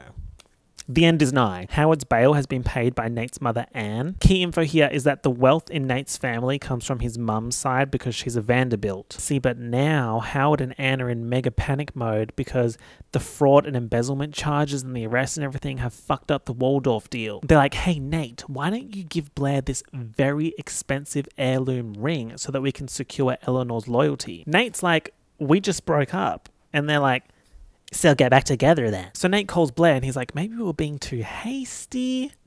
And Blair is just celebrating on the other end of the line because she wants to get back with Nate to forget her Chuck Limo PR disaster. Now it's time for Blair's birthday party, BB day party. Where is Serena? This is like, pick a card.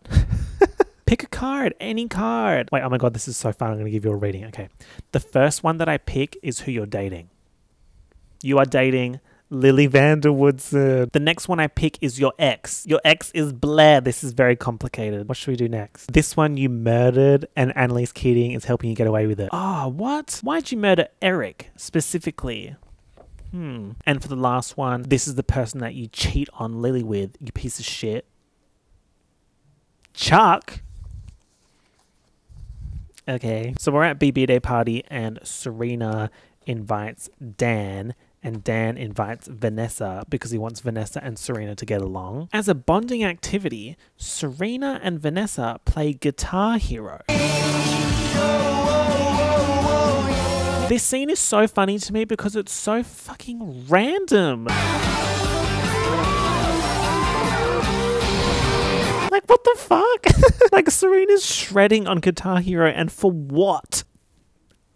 Like, Girlie wasn't even looking at the screen. But then drama strikes at Guitar Hero. Vanessa suggests that Dan had a bad day, and Serena's like, Dan had a bad day? Turns out Dan did not tell his girlfriend about the Mother Dearest Allison drama, but told window climber Vanessa, so Serena's pissed off. Outside the party, Nate runs into Jenny. Oh my God, where are they? Jenny doesn't know if she wants to go in because Blair recently blew up at her when she told Blair about Nate. And Nate's got so much going on with his family that he doesn't want to go into the party either. So Nate's like, do you want to go for a walk? Can I pull you for a chat? Jenny's like, yeah, babe. They chat about their issues, they're friends, it's good vibes. Jenny gets up to leave and they hug, but someone snaps the hug and sends it to Gossip Girl. Remember Gossip Girl? Yeah. She hasn't really made an impact in a few episodes. When the blast goes out, you can just see Nate hugging someone. You can't tell that it's Jenny. And when Blair sees it at the party, she finally tells everyone that her and Nate are over. Blair's super upset, and then Chuck comes to comfort her and gives her this fuck off huge diamond necklace for her birthday. They're talking, and then they hook up again. But this time, Serena sees it. 3 things of note from this episode. There's a random Britney Spears VMAs reference when Vanessa beats Serena at Guitar Hero. You went down nearly as hard as Britney at the VMAs, and I think that's referencing the 2007 Gimme More VMAs performance. Next thing, Blair looks so good in this outfit. I think this actually might be one of my favorite Blair outfits. And last thing, there's anime playing on the projector at Blair's party, and I think that's very slay coded. Episode 9 is excellent. I can't wait to talk about it, but just quick side note, do you want to play chess? Or more accurately, do you want to lose chess? I wrote in my notes for this episode, everyone did great performances, so I think that means the actors were acting. The episode's called Blair Waldorf Must Pie, and it's about Thanksgiving. Now, one thing about Gossip Girl is that they're going to absolutely devour a Thanksgiving episode and a dinner party scene. Oh my God, I can't wait to talk about the season 3, what you say, Thanksgiving meal, and the season 2 Flow Rider dinner party. The episode starts with Promiscuous by Nelly Furtado and Timbaland playing over archival footage of drunk Serena on Thanksgiving last year. She's running around New York City being a menace and Blair's trying to restrain her. This flashback is so lost season 2 because we have Serena walking in front of a car and she's saved by Dan, but then present day Serena doesn't remember their paths crossing like that. Side note, I've been listening to a lot of Timbaland, especially that 2006 to 2008 period when Gossip Girl season 1 came out, and that man is a genius. Justin Timberlake, Future Sex Love Sounds, Nelly Furtado Loose, Pussycat Dolls Wait a Minute, Kanye West Graduation, Rihanna Good Girl Gone Bad, his own singles like Apologize, The Way I Are, Scream, and Give It To Me, and he even worked on 4 Minutes from Madonna. Like, sorry, that list is outrageous, and that's only over a 2-year period. We've also already had 3 Timbaland songs in the soundtrack by this point. Also in flashbacks, we see the Waldorf Thanksgiving, and there's a male model named Roman in attendance, and we can also see Blair and Nate taking care of drunk Serena. It's obvious that Thanksgiving with her dad is a big deal for Blair, and it's also obvious that Serena and Nate have like flirty vibes. In the present day, Serena goes to Casa Waldorf where Blair is prepping for her father's arrival from Paris. Serena quizzes Blair about Nate and Chuck, saying that she saw Blair and Chuck together, and then Blair and Serena have a Toronto International Film Festival, a TIFF if you will, and Blair uninvites the Vanderwoodsons from Thanksgiving. Also, this is so bad for you. That's checkmate. What are you doing? I would appreciate it if you played properly. It's okay, we can just play again. Eleanor tells Blair that Harold isn't coming to Thanksgiving, and Blair is screaming, crying, collapsing, like the buildings in the water at the end of Inception. She goes to the brunch, but she's super upset, and she confronts Eleanor about Harold not being there, and then she takes a whole apple pie to the kitchen and eats it all while there's flashbacks of her binging and purging. Meanwhile, Serena, Eric, and Lily are Miss Juicy Baby. What the hell are we gonna do now? But then Dan calls and he says come to the Humphrey Thanksgiving at the Poverty Loft.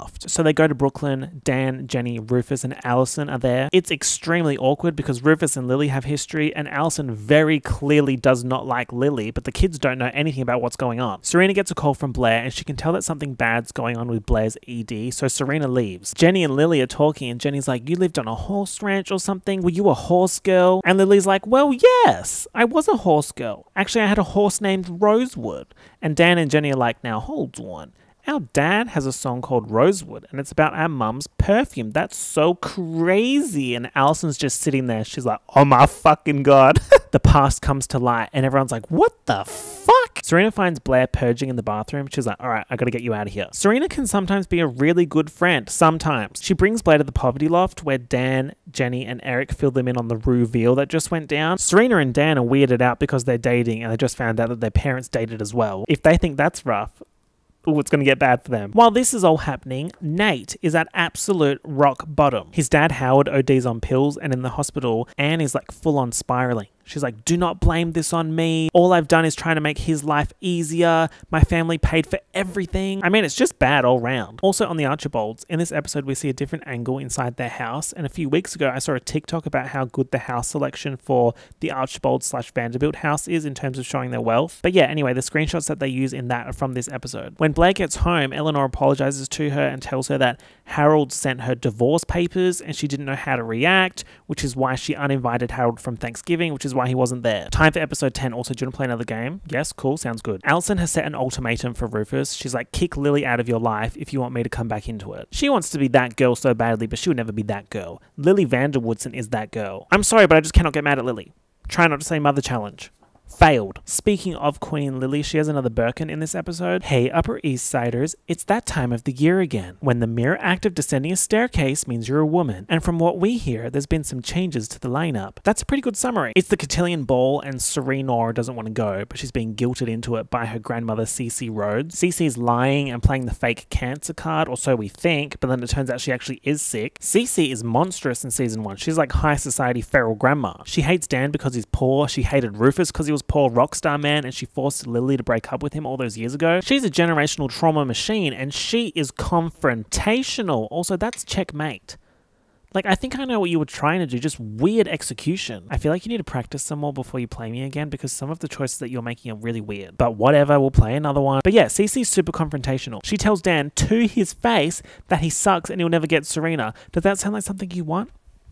Because he's never going to get it. And back in the day, she told Lily, drop your poor, hot, flop star Guitar Hero boyfriend or you won't get your inheritance. I mean, like, rich people are kind of a lot, but also that plotline is so good. Cece even goes to Rufus's gallery and offers to buy all the art in exchange for Dan not going to the cotillion ball with Serena. And then at the end of the episode, when Rufus calls Lily, having found out from Cece why their relationship ended, he's saying that he shouldn't have let her go, and Apologize by Timbaland is playing in the background. It's just so good. So let's back up a little bit. Jenny's obsessed with the idea of the cotillion, but Dan's like, ew, boo, outdated classist rich people activity. Their mum has an art show the same night, and her and Jenny have a little bit of a falling out, but Jenny wins the I don't give a fuck war and illegally goes to the cotillion with the intention of making it back to the art show in time. And while yes, I am a Jenny-nator and I align myself with her say anything, do anything bullshit, she is a nasty piece of work in this episode. Her mum thrifts some stuff, including some vintage heels for Jenny because she knows little J likes fashion, and Jenny's like, ew, poor. The girls at my school wear new stuff, not someone else's old shoes. There's a scene where Nate goes to visit Blair to try and win her back, and he has this sweater she gave him with a heart sewn into the sleeve because she always wanted him to have her heart on his sleeve. Get fucked. That is the cutest shit I've ever seen. If I give someone a jumper with a heart pendant on it, it is game fucking over. So Nate talks to Blair and he's like, something's going on here. So Nate tells Chuck that he thinks that Blair is messing around with someone else, and can Chuck get to the bottom of it? It's obviously Chuck, so Chuck fabricates evidence that it's Carter Bazin, who has returned in this episode as Serena's escort to the cotillion since Cece has decided that Dan isn't high society enough. Chuck sends this fake Carter Bazin evidence to tips@gossipgirl.net. So I went to gossipgirl.net and it redirects to the Gossip Girl Facebook page. Now that is what you call excellent marketing. Can we get some claps for the Gossip Girl marketing team? So Serena, Blair, Carter, Chuck, and Nate are at the cotillion and they're doing rich people shit. They're dancing with live music, ooh la la. Hang on. Is that the Pierces singing Secret? The song from the Pretty Little Liars intro? Got a secret, can you keep it? Swear this one you'll save. Better lock it in your pocket, taking this one to the grave. Full body chills. My brain took a screenshot. I swear my heart stopped for 5 seconds. That song is a Pavlov's dog situation for me. Like, I'm classically conditioned that when I hear it, I just start foaming at the mouth, going rabid. Oh my god, sorry, it's my turn. Sorry, guys. Since Chuck told Nate that Carter Bazin's the one with Blair, and Nate already hates Carter because he tried to scam him at the dodgy poker game, Nate attacks Carter at the cotillion. In the middle of the brawl, Blair's dress gets ripped. She grabs Jenny, who's leaving to make it to her mum's art show on time. She says, if you fix this dress, all is forgiven. So Jenny does. She picks Blair over her mum. She's like, my society climbing mission, my society hike, if you will, or my mum. Babes, let's go hiking. That's a big decision and super messy. When Jenny finally makes it to Brooklyn and to the finished art show, her mum says, you need to look at yourself and ask if you like the person you're becoming. That quote is a big one because it applies to pretty much all of Jenny's future actions in the show. She kind of has this constant struggle of trying to become something more without sacrificing who she was before. Also, girl, you're in trouble. Blair finds out that Chuck ruined the event for his own agenda by starting this shit between Nate and Carter. So Blair's like, you're a turd. I'm done with you. Goodbye. Later on, Chuck sees Blair and Nate kissing and going into a room where B and N do the nasty. Dan infiltrates the cotillion against Cece's laws, and when the truth comes out and Cece's actions are exposed, Lily sees all of it go down and she tells Dan that he really is the right guy for Serena. Boring. This is so embarrassing for you. Checkmate. Again. I got you there. Bang. You go there, bang. That's it, no more chess. I feel like you're not trying hard enough. I felt like episode 10 had mid-season finale vibes, so I looked it up, and it wasn't the mid-season finale, but there was like lots of weird breaks in between episodes, like 2 or 3 weeks. There was a 2-week break between 10 and 11, 2-week break between 11 and 12, and then 3 months between 13 and 14. So then I was like, wait a minute. End of 2007.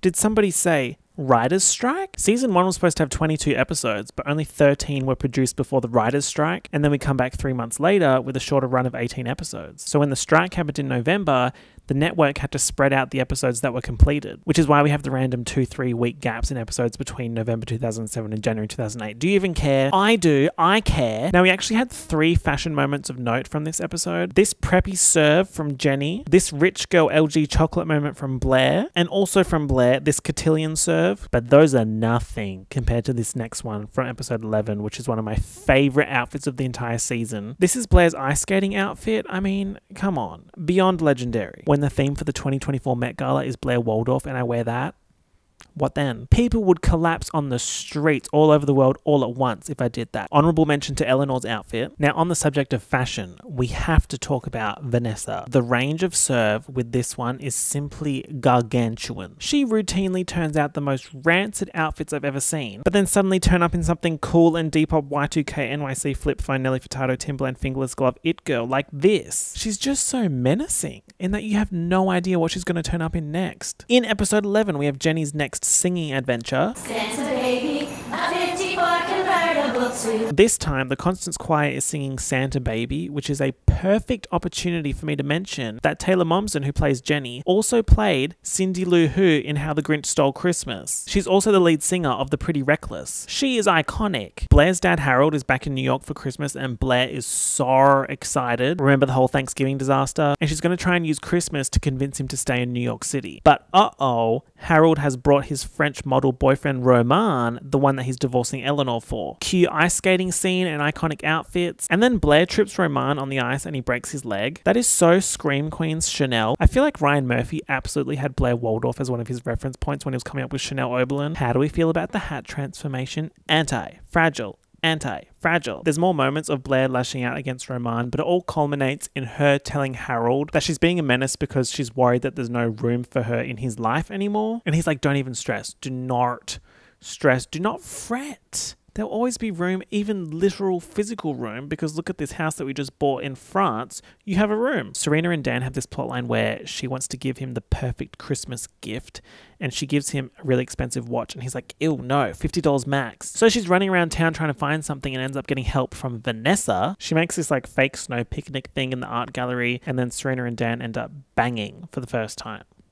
There is, however, a scene from this plotline that I like. Vanessa, Eric, and Jenny are helping Serena arts and craftsify Dan's present. Blair's there as well, and she sees Vanessa and she pulls her aside. And Blair says to Vanessa, you like Dan too much, and I'm keeping an eye on you. See, the thing about B&S, when they're not having a turf war, they ride or die for each other. Vanessa's gift to Dan is his story being published in The New Yorker, and Serena's like, you bitch. That's such a good present. Serena's a bit upset about it, but then Dan gives her a copy of the story, which is called 10-08-05, and he tells her it's about the first time that he met her. Get a job. Lily tells Serena and Eric that she wants to take the... That's not Lily. Lily tells Serena and Eric that she wants to take them for dessert. And Serena says, Mom, anytime you say it'll just be the three of us, it means you're dating someone new. Whoever it is, I don't care. I'll just meet him at the wedding. Savage. But she's right though. Lily tells them that she's dating Bart and they're like, oh, you better be fucking lying. And she's like, oh no, it's chill though. Like, it's not like we're gonna get married anytime soon. Famous last words. The next day, when Serena and Eric are opening Christmas presents with Lily and Bart, Lily's phone rings and it's Rufus, but she doesn't know that yet. Rufus, calling. But Bart's like, don't answer that. You don't want to miss this. This is important. And then he proposes to her. So by saying she wasn't going to get married anytime soon, Lily got married. Oh my God, I'm not going to be in a relationship anytime soon. Who was ringing Lily? Rufus, the naked mole rat from Kim Possible. Rufus is outside the hotel, leaving a voicemail for Lily saying that he's leaving Allison and he misses Lily. Oh Lord. I feel like the Gossip Girl writers need prison a little bit for this constant timing torture shit. Also very important, for Christmas, Blair gifts Icon Dorota a BlackBerry. Episode 12 is a little bit filler vibes, but it's also hard to classify what filler is in Gossip Girl. Basically, the episode is about an after-hours party at the school pool where someone nearly dies, and all of the resulting drama coming from the headmistress threatening to expel everyone unless she finds the person who had the key to the pool and initiated the party. When the kid hits his head and falls in the pool and there's blood everywhere and everyone's screaming and the editing makes it look like he died.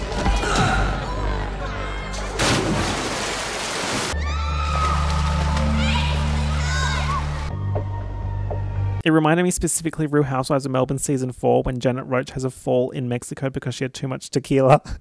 I can't laugh too much. But the editing of the promo made it look like one of the other housewives murdered. When someone's my mate, I don't do that. What do you want? You want blood?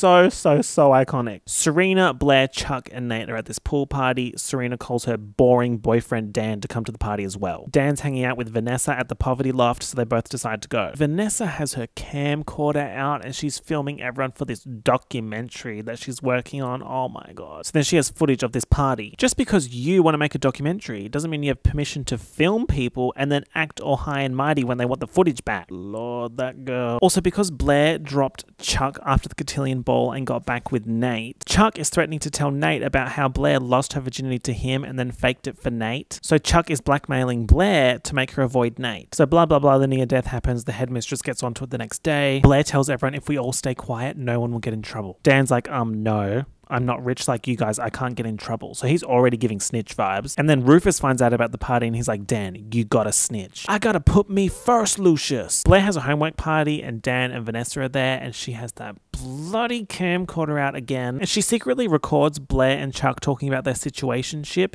Blair and Chuck find out they both want the tape. Vanessa says that she needs this tape for a documentary competition that she has to win so she can pay her rent. Rent? Girl, aren't you 16 and homeschooled and living with your sister? What's going on? Chuck gives her $10,000 in exchange for the tape, but it turns out she gave Chuck a fake tape and she gave the real tape to Blair, citing girl code. In exchange, Blair turns up to the cafe Vanessa works at and tells her that she's paid her rent for an entire year. Like, excuse me, that is huge. And Vanessa's like, oh, cool, thank you.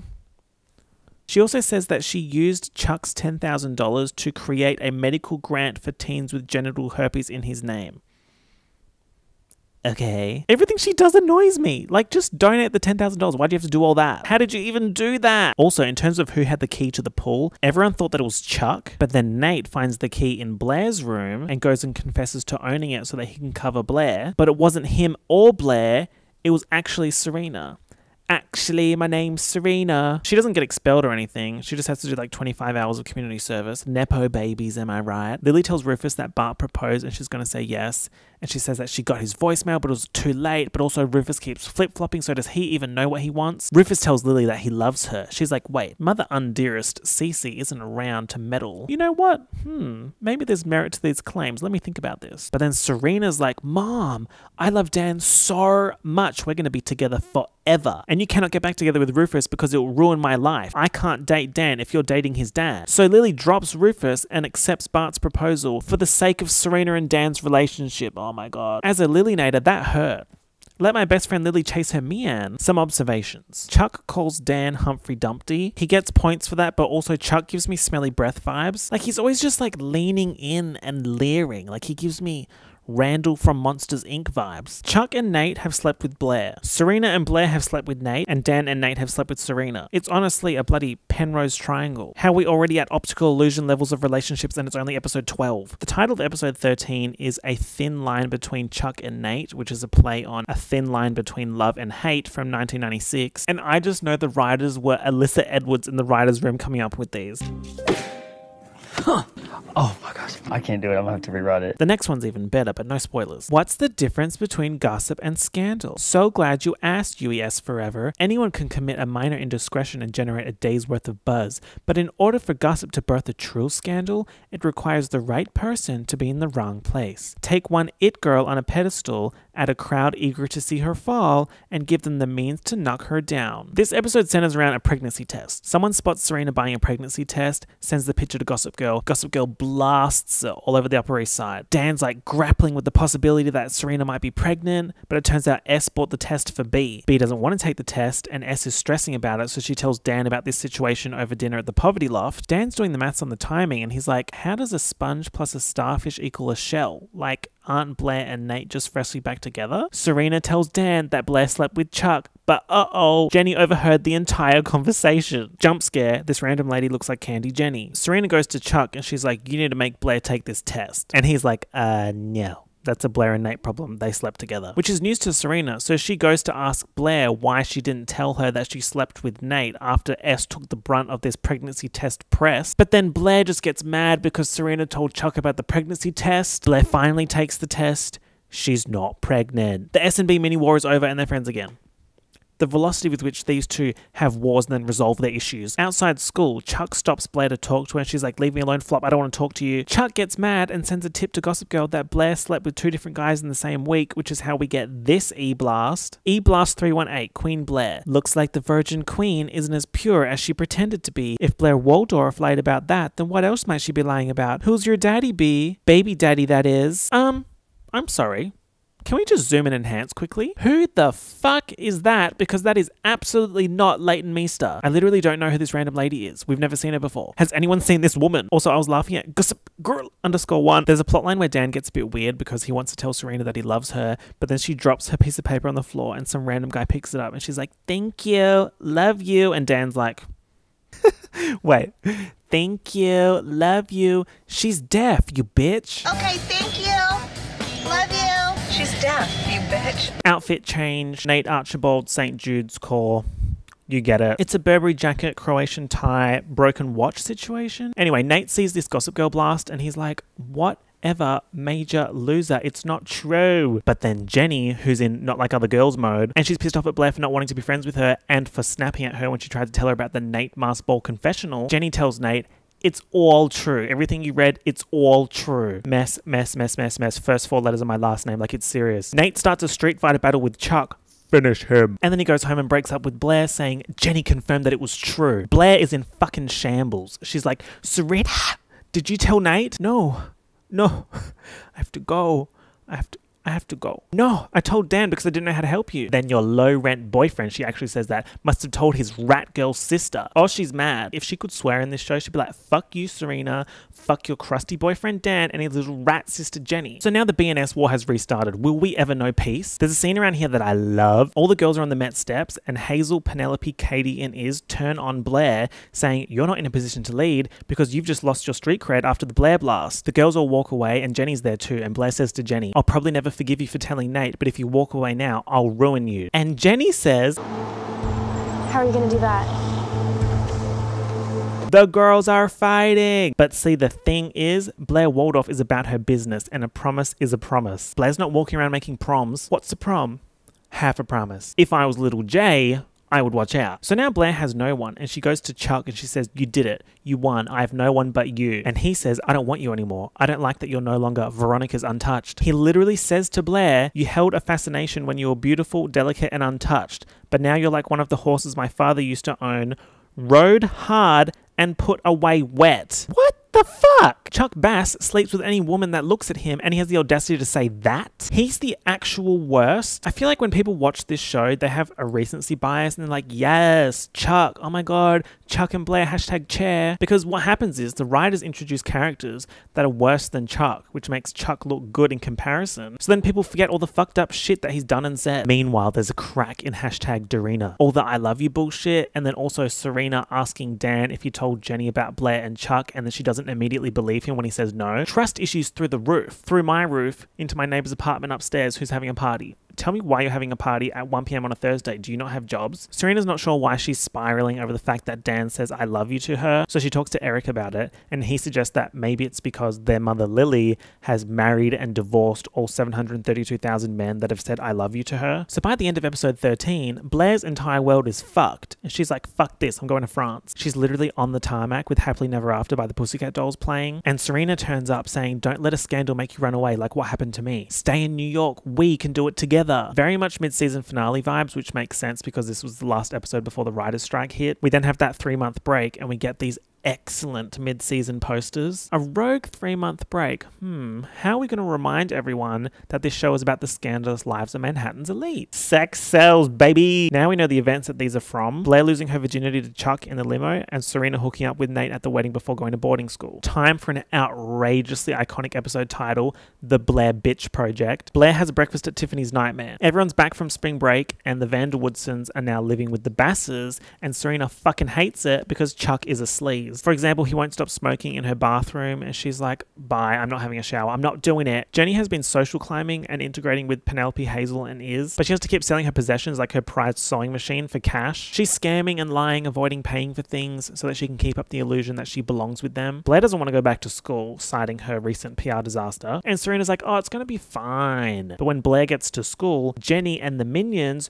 drop yogurt on Blair's head. Nate pulls Jenny aside and he's like, you need to be careful with those girls because they will chew you up and spit you out in a second like they did with Blair. I like Jenny and Nate's relationship in season 1. Like, they look out for each other. She listened to him talk about his family problems and he's helping her navigate these like high society circles. Blair's like, what the fuck's going on? Like, what am I supposed to do to make these people like me? Serena tells her, you need to be nicer. Compliment my hair. Tell me it looks beautiful. But your hair looks disgusting. She's so real. And that's the problem. Jenny et al. Hatch a plan to invite Blair to dinner, but then don't turn up to humiliate her and instead go to Hazel's house and have a kiki and a giggle about it, but then things take a turn. Jenny's stressing because she doesn't have any new clothes to wear, especially for her upcoming 15th birthday. Jenny goes to Hazel's mother's closet, steals a dress, takes it to a consignment store and trades it for a $1,200 Dolce & Gabbana dress. This lady stole $700 out of my wallet. Then she stole $4,500 out of Scott's. Then my security who's here today said that he's seen her 2 times with her flashlight on in the office. I actually love Jenny's high society felon era. She's so Robin Hood, but instead of taking from the rich and giving to the poor, she just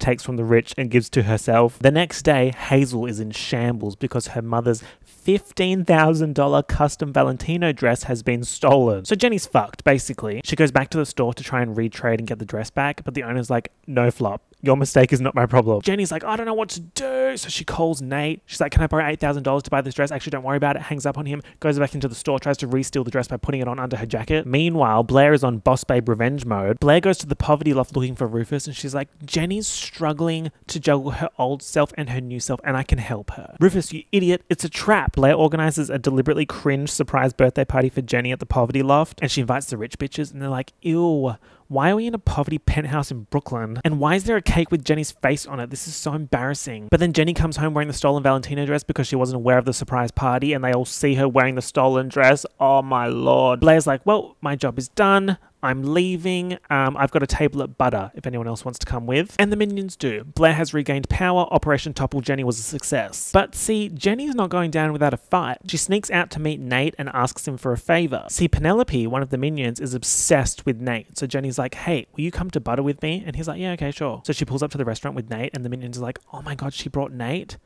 Isn't it so crazy how Hazel's mum just misplaced that dress? That's so crazy. That was a good fast play by Little J. Like, she recognized that her stocks were down and she had to do something quick to raise the stock price and keep her investors happy. Serena starts getting these feral little gifts and she thinks it's Chuck, but Chuck's like, it's not me, I swear. First it's adult films and handcuffs delivered during a wedding tasting, then a case of champagne delivered to the school, a bag of cocaine, and finally an envelope with a note saying, S, hope you liked your presents, coming back to town, G. Serena shows the note to Chuck and he's like, uh-oh. So whoever G is, they're an absolute menace if they can scare both Serena and Chuck. Episode 16, titled Desperately Seeking Serena. It's SAT time. The SATs really confuse me. They're like a standardized college entrance exam thing, right? And the max score is 1600, but you can take them as many times as you want. What? In Australia, at least in Perth when I was in year 12 in 2012, yes, I'm old, get over it, we could only take those once. I got 99 in my ATAR, which apparently converts to an SAT score of 1550, which sounds pretty good. So I love that for me. So everyone's studying for the SATs and we meet the first of 2 iconic new characters. Nellie Yuki is Blair's nemesis because they both want to go to Yale and Nellie is smarter and more well-rounded. So Blair and the Rat Girls scheme to get Nellie to join their squad so that they can sabotage her. Nellie Yuki is so iconic. She doesn't drink, she hates shopping, yogurt on the steps? No, I'm lactose intolerant. And out of nowhere, she randomly says, look, I really don't want any friends. All I want is to be alone and to never listen to Flo Rida ever again. Nellie Yuki just says anything and I really align myself with that. Blair hears this and she's like, what's that about? Nellie reveals that her boyfriend broke up with her at a Flo Rida concert and Blair's in the background hearing this, so she whips out her phone and she downloads Elevator by Flo Rida and she plays it when Nellie walks past. She has this whole plan to trigger the meltdown and then fake befriend and comfort Nellie, lure her to Kaiser Waldorf, and then surprise her with the XBF to distract her from studying for the SATs, which are tomorrow. Alrighty, now, who is G? Our next iconic new character, Georgina Sparks. This is a potential mother. This girl is evil, like comically evil, and I love it. Sometimes you just need an absolutely unhinged girly to make all the other characters run in circles. Georgina is Serena's BFF from Serena's feral days as the old Serena, and Georgina's back in New York to start some shit. She guilts Serena into going out for drinks so they can reminisce on old times, and she gets Serena tipsy. Serena doesn't want Dan to know what's happening, so she calls Chuck and asks him to cover for her. So Chuck tells Dan that Serena has food poisoning. But then the next day, Serena's like, oh, my migraine last night was so bad. And Dan's like, migraine? I thought you had food poisoning. Do you guys remember the international incident of me having food poisoning? It was well televised and it was bad. Georgina calls Serena and she's like, oh my God, sorry about last night. Oopsies. But wow, you're such an inspiration, girl. Like how you've turned your life around. Can we please get dinner and talk about it? And because of this phone call, we get an excellent Gossip Girl quote. Spotted. Serena van der Woodsen being given a real life multiple choice question. A, go home and study. B, get a good night's sleep. C, call your boyfriend. Or D, None of the above. so Serena's on the phone to Georgina. She's like, ugh, fine. SATs are tomorrow, but I guess I can go out for dinner. Hope that wasn't the wrong answer, S. This test doesn't grade on a curve. And then at the dinner, Georgina roofies Serena. Besties! Honey, this is how you throw a party in Mykonos, bitch! Meanwhile, Jenny needs to come up with something quick to keep competing for Queen Bee against Blair. What's the one thing that no one in our group has? I mean, not even Blair. Compassion? No, a boyfriend. So little Jay takes one of the minions and she's like, let's go lurk outside of Dalton and find a man. Dalton? As in Dalton Academy? Little Jay, you need to read the news. Dalton Academy burned to the ground and the Warblers joined the New Directions. Anyway, Jenny runs into this guy walking dogs who gives her his number, but she's like, ew, poor, I need a rich man with status. But then she finds out the next day that he's actually mega rich and she's like, ooh. Nate gives Dan some books to study with, which is random to start with, but then when he drops them off, he meets Vanessa because Dan and Vanessa are doing practice SATs together, and then Vanessa and Nate start hanging out together. She thinks that he's dummy rich boy, but then she reads one of his essays and she's like, oops, I judged you. Vanessa tells Dan how she's arts documentary film Brooklyn psychotic fashion girl, and Nate's like, why are you doing practice SATs if you're not taking the SATs and you're not going to college? And Vanessa's like, oh, I'm just doing them to help Dan, which is confusing to me because how does that help Dan? Isn't he supposed to be super smart? Anyway, Nate's like, you should do the SATs anyway to keep your options open. And then they also kiss. The velocity with which this show introduces couples. Let's all take a deep breath. Also, what's their ship name? Vanessa and Nate. Hashtag Vanaste. It's SATs day. Serena wakes up in Georgina's hotel room. She can't remember anything from the night before, and it looks like she's not going to make it to the exam hall on time. Serena calls Chuck for help, and he pays someone to take the test for Serena, which is how he takes tests. Dan sees the replacement girl checking in as Serena, and he's like, question mark? Vanessa turns up to take the test because Nate has organized for her to take it. I don't know how the fuck he managed to do that considering she wasn't registered, and he did that, what, the night before the test? Don't start me. Nellie Yuki arrives in shambles because her ex-boyfriend doesn't want to take her back, and she cried all night. So Blair's plan worked. Blair also steals Nellie's calculator batteries as insurance. Later on, Dan confronts Serena about what the fuck is going on, but she doesn't want to tell him about Georgina. So she keeps deflecting and making up reasons why she couldn't take the SATs, but he's not buying it. And all of this is because Serena doesn't want Dan to judge her. Serena goes to Georgina's hotel room and she's like, leave me alone. You make me make bad decisions. You make me make bad decisions. I'm a singer. And when you people get that through your brains, the better it will be for everyone. And then Georgina says, what happened last year is just as much your fault as it is mine. What happened last year? The end of the episode is Dan sitting in Central Park, and then a girl comes up to him. It's Georgina, but she introduces herself as Sarah. This girl is evil, but she's also Mother. She took a swim in Mother Lake, but the Mother Lake in question is 90% acid. By episode 16, things are really starting to ramp up. Blair and Jenny have been sending outrageous tips about each other to Gossip Girl, and Gossip Girl has been spraying E-Blast left, right, and center. For example, E-Blast 420. Spotted. Little Jenny Humphrey caught sewing Stella McCartney labels onto a Gap pocket tee. Okay, Etsy girl, support local business. Jenny and her rich boyfriend Asher are going to throw a party at his house, and this is a big deal for Jenny because it's essentially her high society debut. Jenny's also lying to absolutely everyone about absolutely everything. She's trying to hide the party from her dad because she's technically still grounded from Valentino Gate, but he finds the invite on the computer. Dad, I'm not your little girl anymore. Meanwhile, Serena thinks that Georgina has calmed down. Little does she know that Georgina has been running up conversation hours getting close to Dan and Vanessa as Sarah. Time for Mr. Eric van der Woodsen to re-debut into the plot. Eric tells Jenny that Asher isn't a good match for her, but Jenny thinks that Eric's saying this because he's in love with her. So she's like, oh, cute, but no thank you. But then Dan spots Asher kissing a boy outside the school, not knowing that the boy is Eric. You know who else has seen this? Georgina /Sarah /acid mother. Dan tries to tell Jenny about this, but she won't let him speak, so he sends the tip to Gossip Girl. Dan Humphrey sends a tip to Gossip Girl.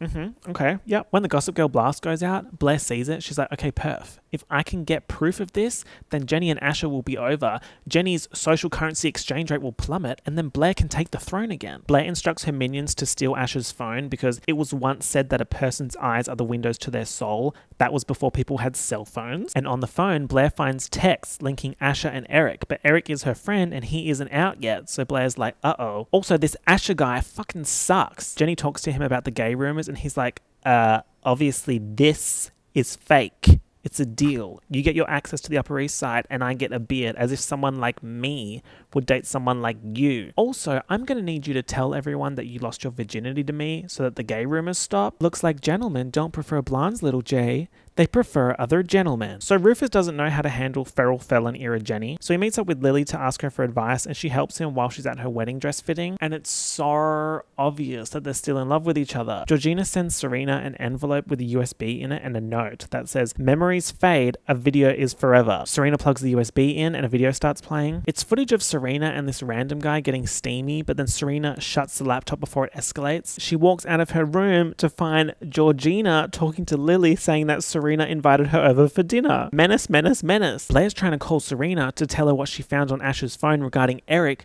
but Serena's like, I got a crisis here, babe. I gotta go. Just as Georgina's telling Lily, oh, you all look so happy. You're freshly engaged. Serena's got Dan, and even Eric has a boyfriend. Gobsmacked. Lily is in shock. She's like, that can't be true. Eric is not gay. He can't be. Who said that? Eric storms off to his room and Serena follows. Serena hears Eric finishing a phone call. Turns out Chuck has been helping Eric through everything. Like, that's a nice thing to do.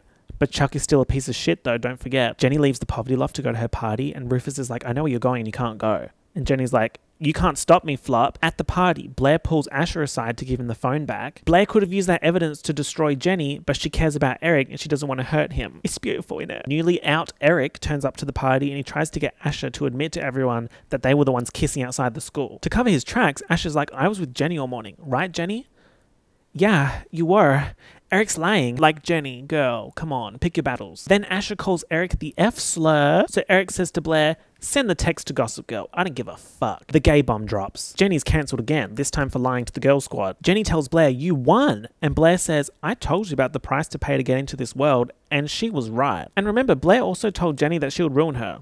A promise is a promise. Lily's 10-second Pam Fields homophobic era is over and she patches things up with Eric and she apologizes for reacting that way. She was just shocked and worried for him. Meanwhile, Serena is a mess, collapsing under the weight of Georgina's Louboutin heel on her neck. She goes to Blair's house. Blair's like, what the fuck is going on? You can tell me anything. Serena's like, if I tell you, then you're involved. And Blair's like, you can tell me anything. I'm sure it's not that bad. You can't push me away. And then Serena says, I killed someone. I killed someone. And she says it while the beat drops as well. Ugh. Jaw on the floor. Jaw fell 30 stories from the penthouse to the lobby. Just so fucking iconic and unhinged. Can you imagine watching this on TV in February 2008? That's the last line of the episode and you have to wait a week. Episode 17 starts with Georgina leaving Serena like 500 voicemails. She's like, let's hang out. Friends hang out. Meanwhile, Serena is at her absolute lowest. She doesn't know how to handle this situation and she's regressed back to her old Serena ways. After her I killed someone confessional, she ran off and it took Blair all night to find her. Blair has summoned Chuck and Nate to help her help Serena, and this is huge because as we know, this quartet has so much bloody drama. It's truly like Captain America summoning the Avengers to defeat Thanos. Georgina Sparks is an Avengers level threat. Dan's still running around clueless because no one's telling him anything. He runs into Sarah at the Palace Hotel while looking for Serena. Georgina's also trying to track down Serena. So as Sarah, she's like, oh, one of my friends is staying at this hotel. Dan gets a call from a bartender saying that Serena left her phone there the night before leaving with 3 guys. Mess, mess, mess. Dan asks Lily if she knows where Serena is. Lily says that Chuck said he was going to Blair's house to get Serena. So Dan goes to Casa Waldorf. He arrives and the drama quartet is like, you need to leave. She doesn't want to see you. Dan's like, yeah, she does. I'm her boyfriend. Serena comes downstairs, won't tell him what's going on. Dan thinks that she cheated on him with 3 random guys from the bar. She says that she did just to get him to leave and to hide what she actually did. In light of Serena's meltdown, Dorota calls Lily to say that Serena has reverted to her old Serena ways, which is a huge move, but also bad news for Lily because she remembers what a monster Serena used to be. Lily goes through Serena's room trying to find evidence of what's going on, and she finds the USB, starts watching it, but stops before anything happens. At Casa Waldorf, Serena finally explains to the drama quartet what's been going on with Georgina and the video and everything. After the Shepherd wedding, where Serena had sex with Nate, she felt like absolute shit and she needed to decompress, so she linked up with Georgina. As Tinashe said, bad bitches link up. At the hotel she's at, Georgina has set up a camera and brought this guy Pete Fairman to seduce Serena to try and get a Serena sex tape. Question mark, question mark, question mark. I'm pretty sure they're supposed to be 16 at this point in time. Like, what the fuck? Maybe consider getting a job. I don't know, that could be useful. So in flashbacks, we see Serena and this guy hooking up and she's not really vibing it. She's a bit flustered and uncomfortable. So she's like, let's do some lines. So Serena grabs his tray of DRUGS and she gives it to him. She's like, you go first, babes. He does, has a seizure, and dies. Georgina is in Boss Babe CEO LinkedIn 500 plus connections mode. She's like, wipe all the surfaces and take all the stuff you touched. Then Serena calls 911 from Pete's phone and Georgina's like, we gotta split. Serena takes a train going anywhere, New Directions tease, and she calls Lily like, babes, I think boarding school would be so perfect for me right now. So that is why Serena bailed on Blair and everyone else and fucked off without saying goodbye. Meanwhile, Rufus's band is having a Rolling Stones sponsored concert. Good for her. Vanessa and Nate want to go on an official date. They organize to go to the concert together. Vanessa and Nate on a date. I have a skateboard, but I cannot skate. Dan's also going to the concert with bestie Sarah. As they're walking in, some girl says, Georgina. And Georgina/Sarah's like, who said that? Who has been saying that? Nate calls Vanessa to say that he'll be late, and Vanessa's like, okay, cool, no worries. Dan and Sarah are already here. And Nate's like, babes, don't trust her. Her name's not Sarah. Her name's Georgina. I'll explain when I get there. All this is going on while Lily and Bart's wedding rehearsal dinner is happening. Lily's trying to get the truth out of Serena, and she's blasting her for transforming back into old Serena. Blair pulls Lily aside, and she's like, babes, respectfully, you don't know shit about what's going on here. Blair tells Lily the Pete Fairman story. Then Blair and Chuck go to Rufus's show to trap Georgina. Lily takes Serena to the Fairman's house to talk to his parents, so that Serena can realize that Pete was too far gone, she didn't kill him, and his habits just caught up with him. When Serena said she killed someone, I kind of wish that she literally just like shot someone in the face. Like, that'd be so iconic. At the Rufus Guitar Hero concert, Vanessa confronts Georgina/Sarah, and Vanessa tells Dan that Sarah is actually Georgina, and Georgina comes up with a lie on the spot. She says that she had an abusive ex-boyfriend, which is why she had to change her name, and that since she's met Dan, she's fallen in love with him, and of course this idiot believes her. Post Pete Fairman intervention, Serena asks Lily to take her to Rufus's show because she's ready to tell Dan everything. Serena and Lily arrive at the concert. Blair and Chuck tell Serena that Dan and Georgina are nowhere to be found. Lily watches Rufus perform. He's jamming out, sees her leave the venue, chases her outside, and they kiss on the street. Lady, your wedding rehearsal dinner is happening up the road. Blair gets a call from Dan, but it's actually Georgina who wants to talk to Serena. She's like, oh, you spilled the beans to everyone? Well, I guess all bets are off then. I'm gonna steal your man. Ooh, whoa, senora, steal your man. We see Dan walk up to Georgina, who just used his phone to apparently call her mum. And she's also taken the batteries out of Dan's phone so that Serena can't reach him. Remember, Dan thinks that Serena cheated on him with the random guys from the bar, and he asked her and she said that she did. So when Georgina kisses him, he kisses her back. Shout out to this eyebrow thing that Georgina does when she's up to mischief. One thing about Georgina Sparks is that she's gonna raise an eyebrow or the side of her mouth and look suspicious. It's kind of like that Brazilian Twitter meme. You know what? Shout out to Brazilian Twitter. You're so fun. Time for the season 1 finale, which is excellently titled Much I Do About Nothing. Serena is blowing up Dan's phone to no avail, so she goes to the poverty loft to look for him. He opens the door. Serena's like, oh, let me breathe a sigh of relief.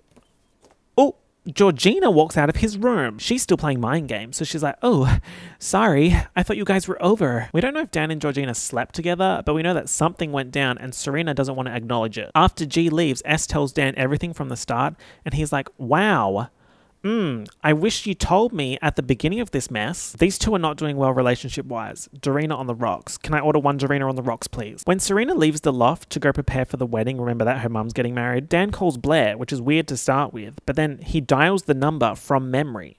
Question mark. The reason why Dan is calling Blair is to cook up a plan to finish off Georgina. The plan they come up with is to get Dan to call Georgina, say that he wants to meet her in the park, and then Blair appears at said park with Georgina's parents. I think you remember your parents? Blair's given them a booklet for a boot camp for troubled girls. It's not looking good for Acid Mother right now. We find out that after the kiss on the street, Rufus and Lily slept together. Lily's like, oh, I gotta go. I've got my wedding to Bart today, and Rufus gets some news. His band Lincoln Hawk has booked a tour situation for the summer. When Lily's getting ready for the wedding, her and Rufus are having a little heart-to-heart. He's like, I love you, give me the word and I'll end this wedding right now. Lily's like, I mean, I love you too, but like, I'm still going to marry Bart. It's very complicated, honestly. Now, at the reception, Lord, we have Nate's dad, Howard, who's freshly out of jail and running his mouth, saying that everything's going to be fine. Chuck sees Howard doing shady dealings outside and tells Nate. Remember, Chuck and Nate are enemies right now, so this is big. Nate confronts Howard, who says the dodgy dealings are for him to get a fake passport to go to Dominica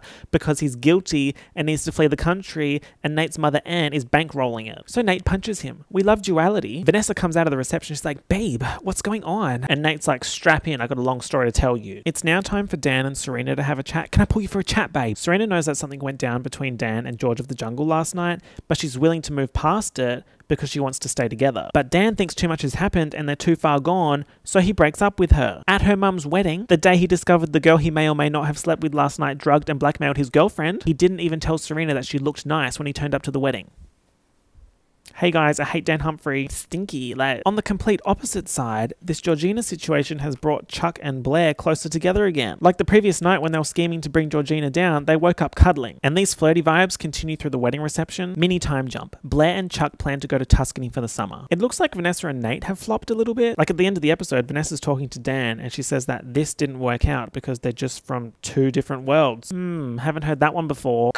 Serena runs into Nate and it sounds like they're both going to the Hamptons for the summer. Blair's on the tarmac waiting for Chuck, and we see Chuck talking to Bart, and Bart's like, you finally got a real girlfriend, you're changing your ways. And Chuck's like, I don't like that. And he pounces on the next blonde girl that walks past. Blair gets a text from him saying, Bart's flight was delayed, so you just go ahead. So once again, Blair gets played because Chuck has issues. When will my best friend Blair know peace? Isn't that like her second Trauma on the Tarmac? The new single from Blair Waldorf, Trauma on the Tarmac. Can we get some commotion for Blair's tarmac trauma outfit? Also, remember Little J? She's been off the radar for a while. She's applied for a summer fashion design internship through Parsons, and she's landed a spot with Eleanor Waldorf. Okay, so that's season 1. In my notes, I started a character rankings, but I just had number 1, Lily, and then that's it. I'm worried that you guys don't get it, but in all seriousness, if I had to do a top 3 of the season, I'd say Blair, Lily, and Jenny. An honorable mention to Nate. My top 3 most hated of the season would be Chuck. No questions there. I think we'd all agree. Howard Archibald, because that man is going to give Nate Archibald a stomach ulcer from stress. And finally, to the surprise of no one, Vanessa. Vanessa stands your last chance to make some noise.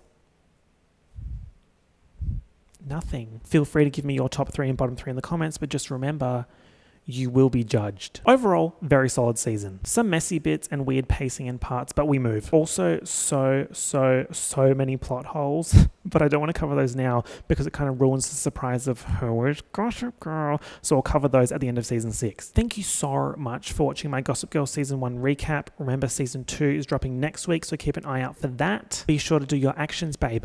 Like, comment, share, and hit that subscribe button. And I'll see you all soon. You know you love me. XOXO, Mike. Yeah, that was good. Gobble, gobble, gobble. Gobble, gobble, gobble, gobble, gobble. 2 hours of me gobbling.